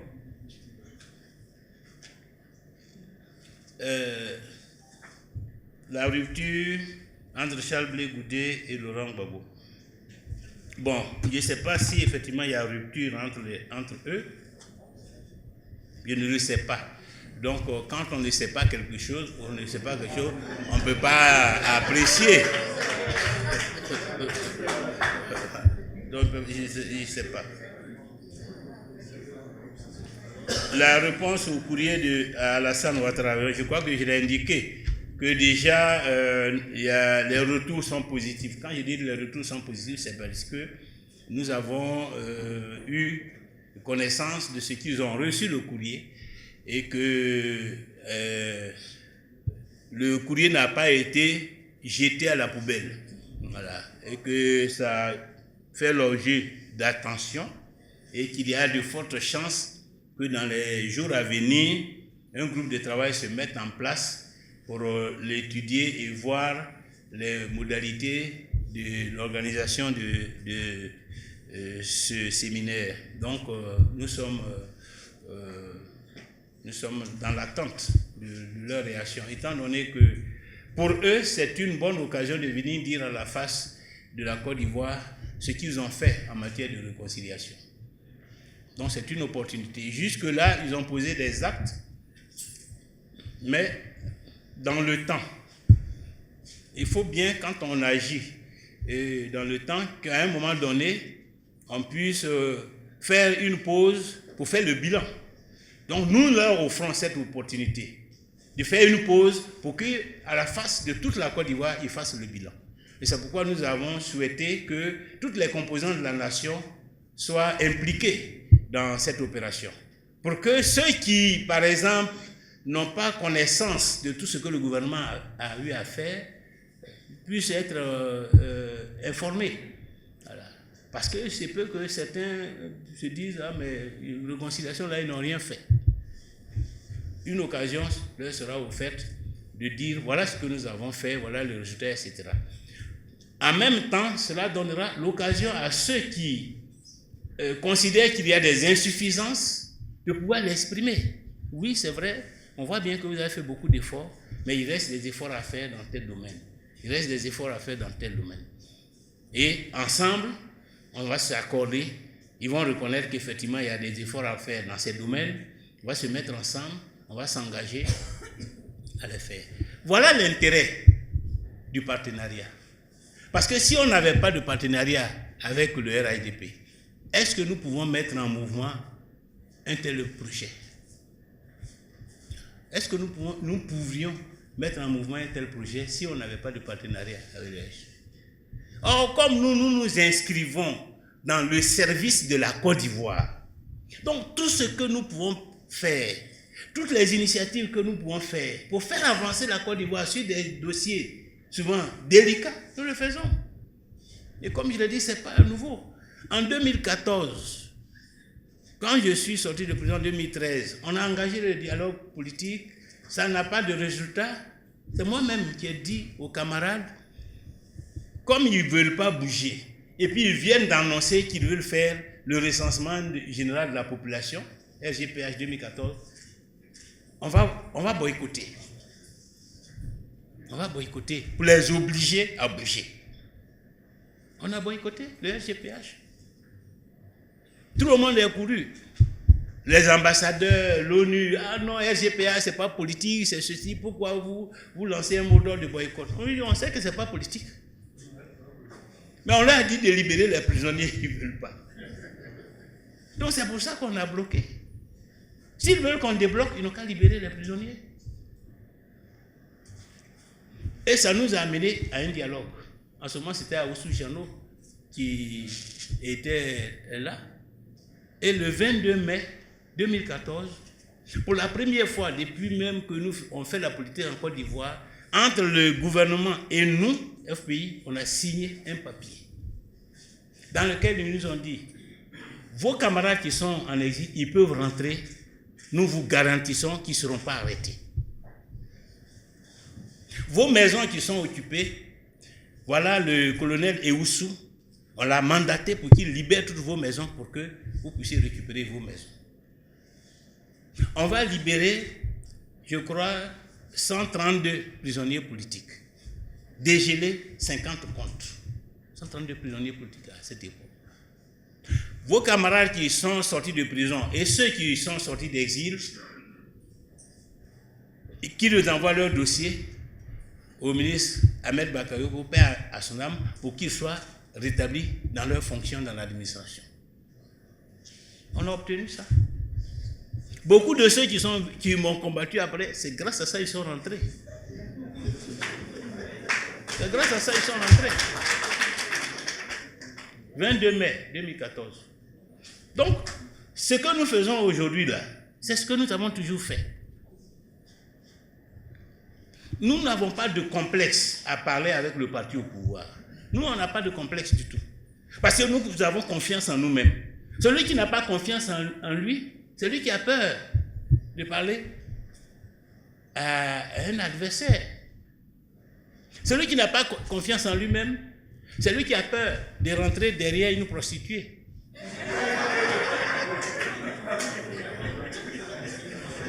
Ah oui? Mais comme tu n'as pas confiance, tu vas dire, si je sors de là, ils vont me dire que je suis allé chercher la... Non, si tu as confiance en toi, tu sais que tu ne fais pas ça. Pourquoi tu as honte d'aller?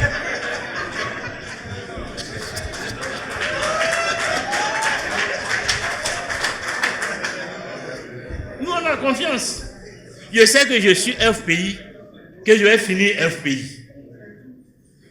Donc, à partir de ce moment-là, c'est vous qui n'avez pas confiance. C'est votre cas là qui m'inquiète. Parce que quand vous me voyez comme ça, je dis, ah, mais est-ce qu'il ne va pas être détourné? Vous me détournez là. Il faut se lever de bon matin. Hein? Parce que je veux être président de la République. C'est-à-dire que je peux me laisser détourner si je n'ai pas d'ambition. Si mon ambition c'est bon, ils n'ont qu'à me détourner, ils vont me donner une voiture, un peu d'argent et puis je vais m'en sortir. En ce moment, je vais accepter d'être détourné. Mais tu veux être président. Et où je suis arrivé, c'est tout ce qui reste. Non, pourquoi je vais me laisser détourner? Donc celui qui croit qu'il va me détourner là, il n'a qu'à se détromper en même temps. Il n'a qu'à se détromper. Là où je suis arrivé, c'est là que je vais finir. Soit président, soit la retraite. Donc ça aussi c'est pour vous les cadres militants. Voilà. Donc c'est pourquoi on se bat, c'est pour gagner. C'est pas pour se laisser détourner par quelqu'un. Sinon j'aurais peut-être même que je serais sorti de la politique parce que en 2013, 2014, 2015, ce qu'on me proposait c'était de sortir purement et simplement de la politique au profit du président Gbagbo. Mais j'ai dit non. Restons ensemble et puis on va avancer. Si tu peux, je te soutiens.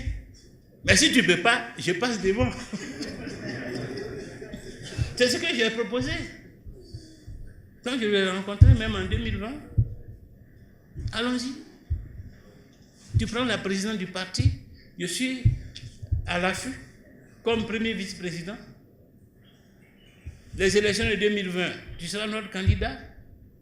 Et comme à cette époque, c'était un ticket, je serai ton colistier.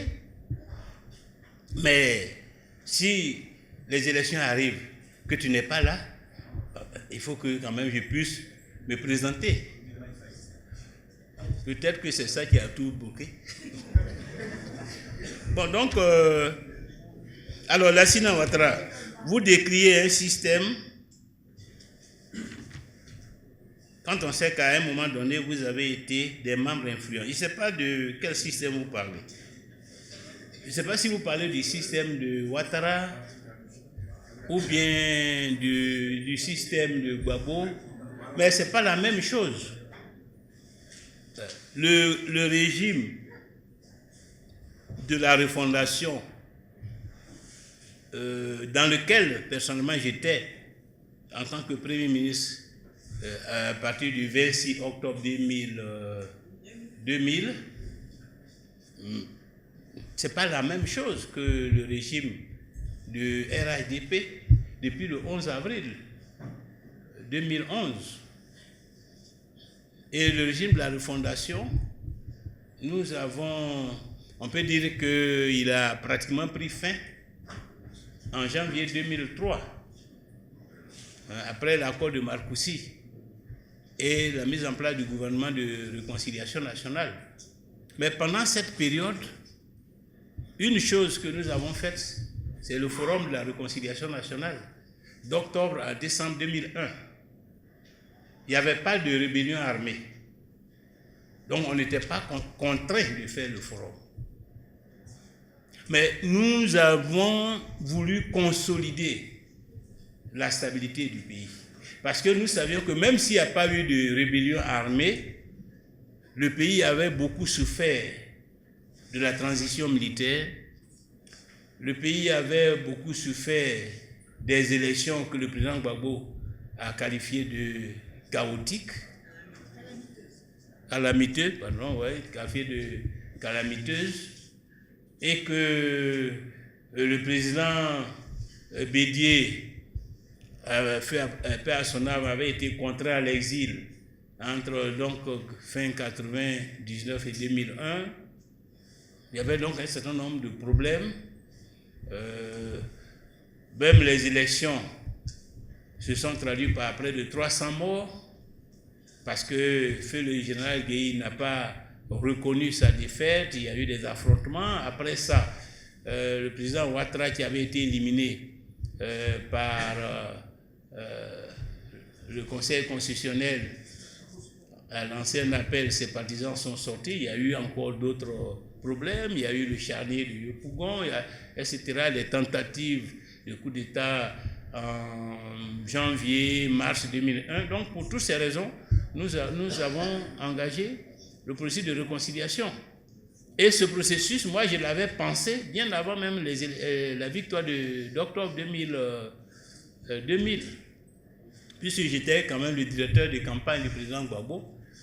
Et pour ceux qui ont lu le petit ouvrage programmatique qu'on a publié, Mon ambition pour la Côte d'Ivoire, vont voir que déjà dans ce livre, je parlais du forum de la réconciliation. Parce que pour moi, un pays ne peut pas prospérer dans la division. Surtout nos pays d'Afrique, où les moyens sont maigres et ont besoin d'être judicieusement utilisés. Il faut instaurer un environnement de paix et de stabilité pour que ces maigres moyens soient utilisés judicieusement. Donc, moi, personnellement, la question de la réconciliation, de l'unité nationale, ça ne date pas d'aujourd'hui. C'est bien avant même qu'on arrive au pouvoir que je parlais de réconciliation et de cohésion nationale. Et c'est pourquoi aujourd'hui j'insiste encore. Parce que quand vous regardez ce qui se passe, vous avez des raisons de craindre que les élections de 2025 ne se passent pas bien. Parce qu'il y a encore des germes de division, de frustration, de ressentiment dans la société ivoirienne. Aujourd'hui, quand les camarades du PPSI lèvent le ton, il y a beaucoup qui sont plus inquiétés, pas par rapport à ce qu'ils disent, mais par rapport au passé. Par rapport au passé, par rapport à l'histoire. Donc cette histoire-là, il faut que nous puissions l'exorciser. De manière à ce que quand quelqu'un parle, ses propos ne génèrent pas de peur, parce qu'on se dit, ah, est-ce que ce n'est pas les vieux démons qu'il est en train de réveiller? Aïssatou. Qu'est-ce que je propose concrètement pour la réconciliation? Ce que je propose, c'est que nous tous, d'abord, on accepte de faire la lumière sur ce qui s'est passé. Et que ceux qui sont accusés d'avoir commis des crimes puissent dire des mots de compassion à leurs victimes. Ceux qui sont reconnus comme ayant commis des crimes puissent dire des mots de compassion.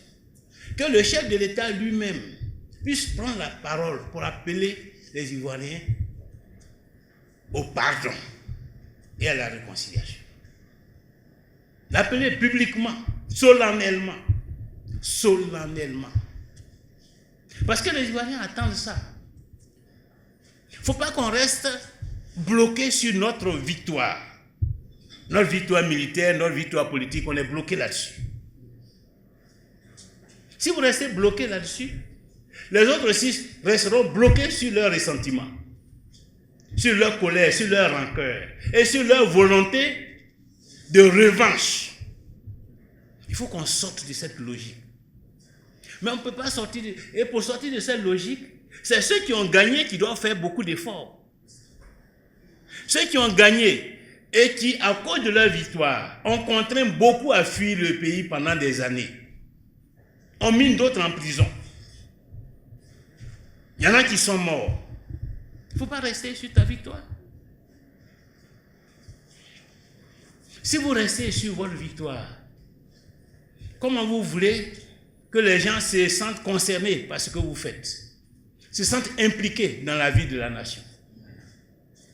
C'est cette, je dirais, cette équation-là qu'il faut résoudre, ce mur-là qu'il faut briser. Pour le moment, ce n'est pas totalement brisé. Je prends par exemple le cas du président Gbagbo. Indépendamment de ce que je peux ressentir, quand il y a des faits, il faut le faire, il faut le dire. On dit qu'il a tué, on l'a envoyé à la CPI. La CPI l'innocent il rentre. C'est la même chose pour Blé Goudé. Est-ce qu'il n'y a pas un mot à lui dire? Vous pensez qu'il n'y a rien à lui dire? Vous pensez que bon, on est là, ça va. Bon, il a fait 10 ans en prison, la CPI dit qu'il est innocent. Bon, tant mieux pour lui. Mais c'est 10 ans. Qu'est-ce que vous en faites? Pour Gbagbo, pour Blé Goudé, quel que soit ce qu'on pense de lui là, il y a quelque chose à faire. Et puis vous ne pouvez pas dire on ne fait rien, mais il n'a qu'à laisser tomber. Et puis c'est réinséré dans la politique. Mais vous pouvez dire ça, mais dès qu'il dit les candidats, vous avez peur. Parce que vous savez qu'il y a quelque chose derrière. Pourquoi se mentir? C'est tout ça qu'il faut résoudre. C'est tout. C'est tout ça qu'il faut résoudre. C'est-à-dire que, en tant qu'acteur, quand tu vois qu'il y a des choses qui existent et qui peuvent dégénérer là, il ne faut pas faire semblant de ne pas voir. Il ne faut pas faire semblant. Parce que dans tous les cas, tu vas retrouver devant toi. Il faut crever l'abcès. Pour le moment, nous n'avons pas encore crevé l'abcès et nous avons peur de crever l'abcès. Mais il ne faut pas avoir peur. Comme disent les Ivoiriens, c'est l'homme qui a peur, sinon il n'y a rien. Si on décide de faire ça, et que ceux qui sont accusés d'avoir... Ils viennent parler, eux-mêmes ils seront surpris de la réaction de leurs victimes. Ils seront surpris. Les gens ne vont rien leur faire. Les gens vont pardonner. C'était la même chose, même le retour de Gbagbo, le retour de Blé Goudé. Les gens avaient peur. Moi, j'ai eu des rencontres, j'ai dit, mais pourquoi vous avez peur? Si Gbagbo vient, si Blé Goudé vient, qu'est-ce qui va se passer? Ils vont rentrer tranquillement, il n'y aura rien. Mais ils avaient peur. Ils ont traîné longtemps. Il ne faut pas avoir peur. Même si tu as commis des crimes, il ne faut pas avoir peur. Si tu as le courage de te présenter devant ton bourreau, de lui parler avec sincérité, il va te pardonner. Pour le moment, cela, nous ne l'avons pas fait. Et puis ensuite, autre chose, quand on l'aura fait, ça va débloquer beaucoup de choses. Parce que le fait qu'on ne l'a pas fait, ça fait qu'aujourd'hui, le RHDP a peur de perdre le pouvoir. Parce qu'on ne l'a pas fait. Et il se dit, si on part, on est mort. Donc, ils sont accrochés. Et même Ouattara est fatigué, il dit, tu vas être candidat. Comment? Tu vas nous abandonner entre les mains des gens. Faisons la réconciliation, on va libérer Ouattara, il va partir. Parce qu'il est fatigué. Mais il est prisonnier. Il est prisonnier de la crise. Donc voilà l'intérêt. Quand on aura fait la réconciliation, et pendant la campagne, c'est ce que je disais à certains de nos parents, surtout pour revenir un peu au partenariat. Je dis en dehors même de la réconciliation qu'on veut faire, là, nous, FPI, le partenariat, c'est pour rassurer les gens du RHDP pour que quand on va gagner les élections de 2025, ils ne prennent pas les fusils contre nous. Parce que s'ils ont peur de nous et puis on s'en a déclaré, on dit que c'est la fille qui a gagné. Vous pensez qu'ils vont me laisser m'asseoir dans le fauteuil présidentiel? Mais il faut qu'on fasse, on marche avec eux sur ce chantier de la réconciliation, qu'ils nous fassent confiance, qu'ils savent que nous n'avons rien contre eux, pour que quand ils vont voir dans les urnes qu'on dit que c'est sa fille qui a gagné, et ils disent, ah, si c'est sa fille, ça c'est pas grave. On n'a qu'à lui donner. Sinon, si c'est pas moi, et puis on dit que c'est quelqu'un de PPSI, vous pensez qu'ils vont... C'est eux-mêmes qui vont assiéger Ouattara pour lui dire, si tu cèdes là, tu vas... C'est eux-mêmes. Donc, aujourd'hui, le pays est un peu prisonnier de notre passé récent. Nous sommes un peu prisonniers de la crise. Il faut que nous fassions en sorte de libérer le pays. Et la réconciliation que nous proposons, le séminaire que nous proposons, il faut que nous en fassions vraiment un instrument pour libérer, pour que tout le monde se retrouve, pour qu'on puisse solder ces contentieux-là et que, à partir de là, on aille à des élections de 2025 dans la paix et puis dans la fraternité. Quel prix pour le cacao? Mais ça dépendra de ce que le marché international va décider. Mais le ratio, le chiffre de 60% aux paysans, je pense que c'est un bon chiffre. C'est-à-dire que si le cacao coûte 3 000 francs sur le marché international, il faut donner 1 800 francs aux paysans et 1 200 francs à tous les autres acteurs de la filière. Parce que c'est eux qui ont produit la marchandise. Ils ne peuvent pas gagner moins que ceux qui commercialisent la marchandise. Voilà.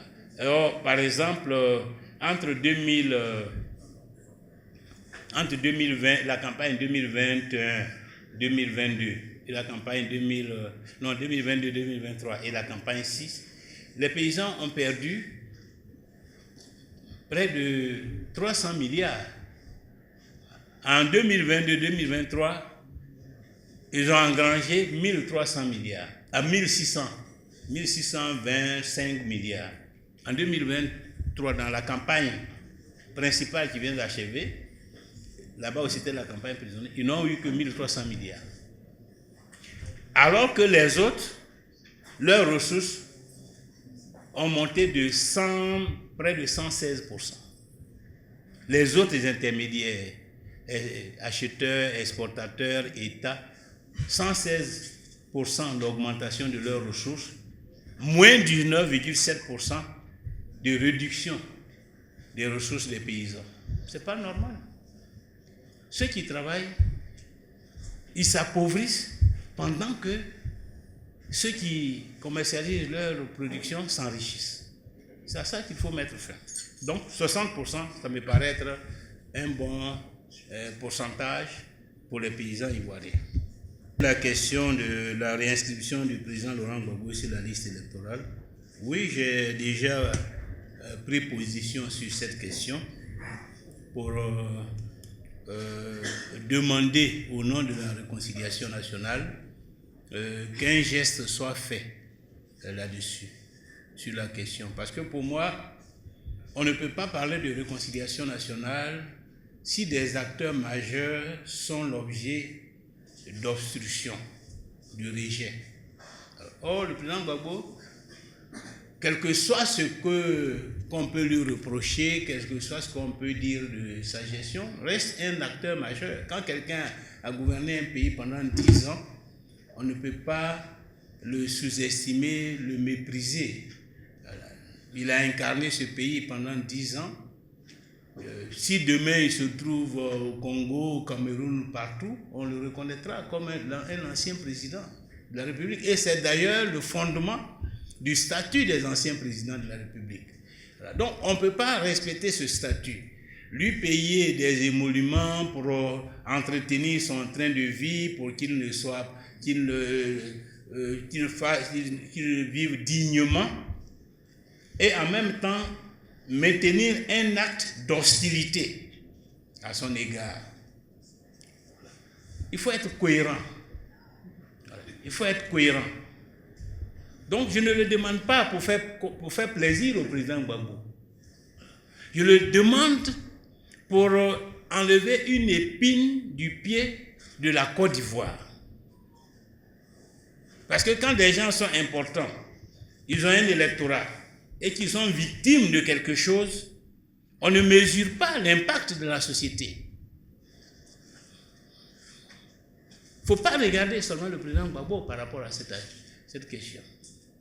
Il faut regarder l'ensemble des Ivoiriens et la Côte d'Ivoire et parfois poser des actes pour rassurer ceux-là.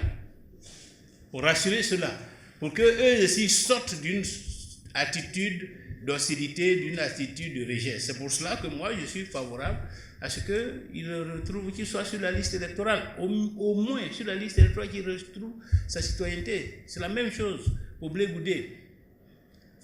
S'ils avaient été condamnés par la CPI, oui, on peut peut-être en ce moment-là Mais ils ont été innocentés en plus par une juridiction internationale.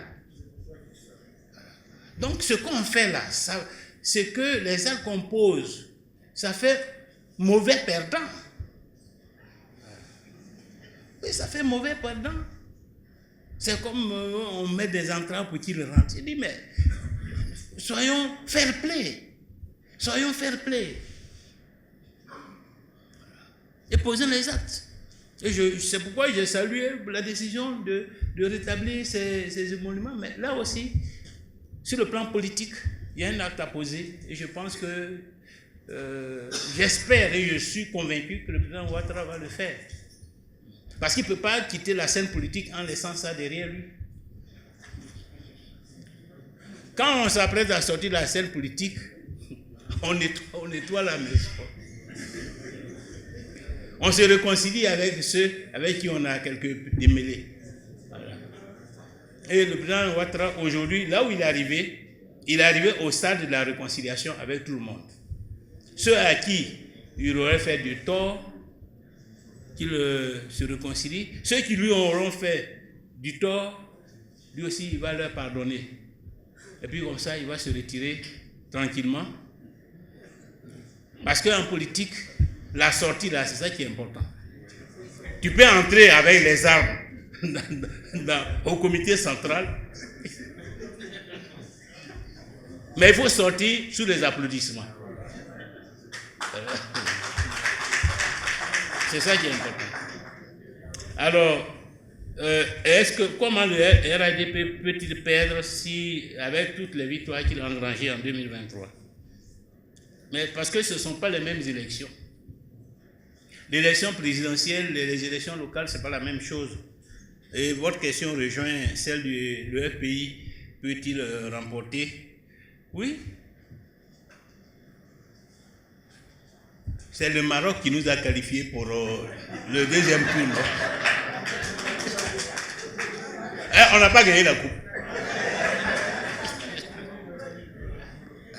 C'est ça, hein? C'est ça qu'on va rééditer en 2025.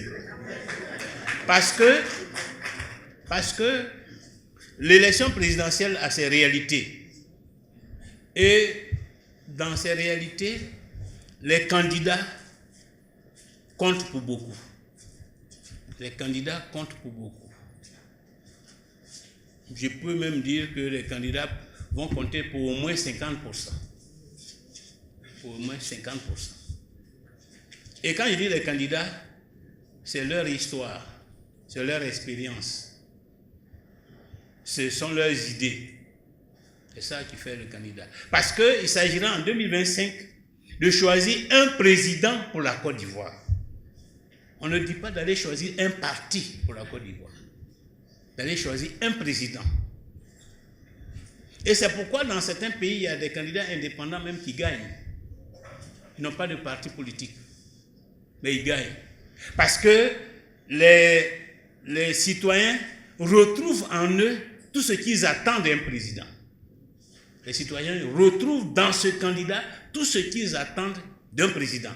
Ils se disent, si c'est lui qui est président, vraiment, ça nous fera honneur, plaisir, parce que manifestement, en termes de prestance, en termes d'idées, en termes de vision, nous nous retrouvons dans ce qu'il dit, dans ce qu'il fait. Donc le profil du candidat, c'est ça qui est fondamental. Et moi, quand je regarde sur la scène politique, pour le moment, faisons le tour ensemble. Ouattara, il a fini pour lui. 15 ans. En politique, quand tu as fait ça, logiquement, tu dois te retirer. Pas parce que tu n'as plus rien à apporter ou bien que ton bilan était positif ou pas. L'envie de changement constitue un handicap pour toi. L'envie de changement. Les gens cherchent toujours le changement. Ils vous accordent 10 ans. Mais après 10 ans, il y a une certaine lassitude. Surtout s'il y a d'autres candidats. Ils veulent expérimenter autre chose. D'autant que quand on est resté longtemps, on a beaucoup d'ardoises, qu'on le veuille ou pas. Beaucoup d'insuffisances. On a fait beaucoup de choses, mais il y a beaucoup de choses qui n'ont pas été bien faites. Et très souvent, ce qu'on n'a pas bien fait là, ça pèse lourdement par rapport à ce qu'on a bien fait. Donc, moi, en plus, le président Ouattara, il a dit qu'il veut passer le flambeau à une autre génération. Et 2020, c'est parce qu'il y a eu une situation exceptionnelle qui l'a amené à Est-ce qu'en 2025, il y a une situation exceptionnelle? Il n'y a plus de situation exceptionnelle. De 2020 à 2025, c'était pour préparer un autre candidat. Donc, il y en a plein là-bas. Donc, on ne le voit pas. Or, dans plein là, pour le moment, je n'ai pas encore, j'essaie de voir ceux qui ont le même parcours que moi, ou même parcours meilleur, un parcours, une expérience plus grande, des sacrifices plus importants pour la Côte d'Ivoire. J'essaie de voir. Du côté du PDCI, c'est la même chose. Hein?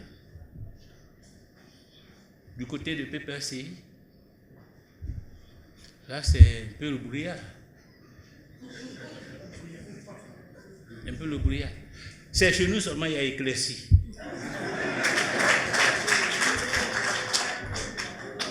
Chez nous, les choses sont claires. Les choses sont propres. Donc, c'est à nous de nous positionner avec nos idées, de parler aux Ivoiriens sur nos projets et de les mobiliser. Il y a quelqu'un même qui a dit que, pour le moment, quand on regarde là même, on dirait que c'est dans un pays seulement, on sait qui sera candidat. Donc, c'est surtout ça. L'élection présidentielle, c'est une autre réalité. C'est une autre réalité. Il ne faut pas dire qu'on a gagné les élections locales, municipales. C'est un atout. Il ne faut pas le négliger. Un parti qui a pu avoir beaucoup de députés, beaucoup de maires, de conseillers régionaux, c'est un atout. Mais nous aussi, nous avons nos députés, nos conseillers régionaux, nos maires. Ce sont nos présidents de région, nos secrétaires généraux de fédération, nos secrétaires nationaux. Ce sont nos députés aussi. Et ils seront face à face avec les députés du PDCI, du RHDP. Et c'est pourquoi nous avons décentralisé. Pour que chaque région, ce soit un corps à corps entre nos cadres et les cadres des autres partis politiques. J'ai fait le bilan de la gestion du RHDP. Mais ça, ce n'est pas le partenariat. Et ce n'est pas avec eux que nous, on a géré. C'est-à-dire que si on était dans leur gouvernement, qu'on avait géré ensemble, et que dans cette gestion, ils nous auraient, comme ça s'est passé avec le PDCI, ils auraient fait preuve de choses. Là, on peut le dire, mais on n'est pas dedans. Voilà. On n'est pas dans leur gestion. Le partenariat, ce n'est pas la gouvernance du pays. Voilà. On ne gouverne pas le pays ensemble. Ce qu'ils font là, ça ne nous engage pas. Ce que le RHDP fait dans le domaine de l'éducation, de la santé, de l'environnement, de l'économie, du social, ça n'engage pas le Front populaire ivoirien parce que le Front populaire ivoirien n'a pas un engagement, un partenariat avec eux sur ces questions. Et ça, je souhaite que s'il y a une seule chose à retenir de cette conférence de presse, que ce soit ça que vous reteniez. Que le FPI, le RHDP ne gouverne pas la Côte d'Ivoire avec le FPI. Non, on ne gouverne pas la Côte d'Ivoire avec eux. On n'a pas un seul cadre dans leur gouvernement. On n'a pas un seul cadre. On ne gouverne pas la Côte d'Ivoire avec eux. On n'est pas membre de leur groupe parlementaire à l'Assemblée. À l'Assemblée, on est libre. Mais on a signé un accord avec eux pour que la réconciliation avance. Tout comme en 2021, tous les partis politiques ont signé un accord avec eux à l'issue du dialogue politique pour dire qu'ils n'ont qu'à faire telle réforme pour consolider la démocratie. C'est au nom d'ailleurs de ces engagements à l'issue du dialogue politique que PPACI est rentré à la Commission électorale indépendante. Est-ce qu'on peut dire que PPACI gouverne la Côte d'Ivoire avec le RHDP? Non. Il y a des problèmes. Tous les partis se sont retrouvés, ils ont discuté, ils se sont engagés, ils ont signé un document pour pouvoir régler des problèmes ensemble. Donc le fait que nous soyons seuls à avoir signé avec eux, ça ne change pas la réalité. Parce que même à l'issue de ces séminaires, il se peut que d'autres rentrent dans le partenariat pour faire avancer les autres aspects. Donc il ne faut pas voir le fait que nous soyons face à face pour penser que nous sommes côte à côte.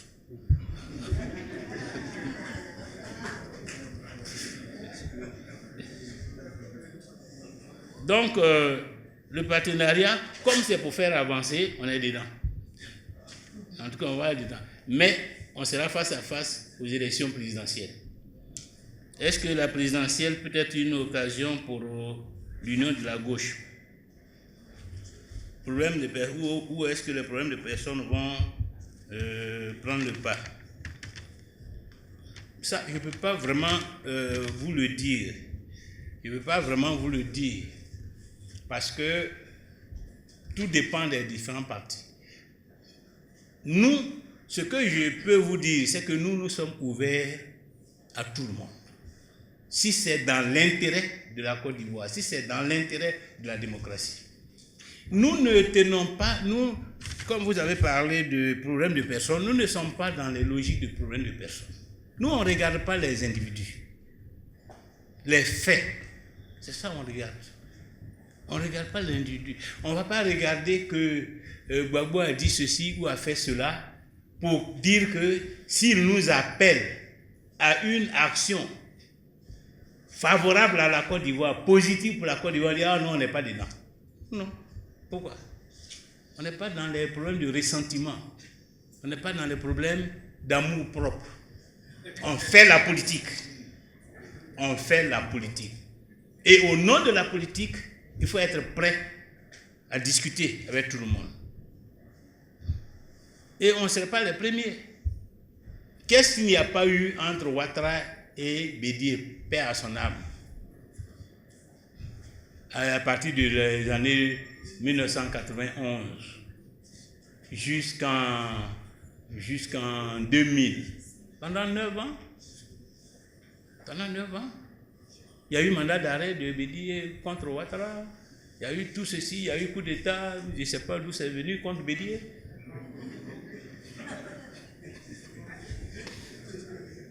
Mais au nom de la politique, en 2005, ils se sont réconciliés à Paris. Et ça a donné le résultat que nous connaissons.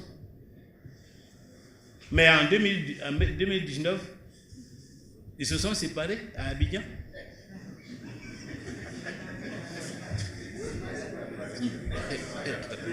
Donc, c'est ça la vie politique. Non, divorce avec Gbagbo, c'est divorce politique. Et donc, ça veut dire qu'il peut y avoir aussi réconciliation politique. Et il ne faudrait pas être surpris.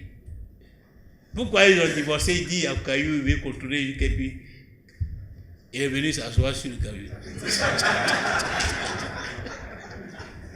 ne faut pas dire ça. Et moi, ce qui est important, est-ce que ça fait avancer la Côte d'Ivoire? C'est ça qui est important.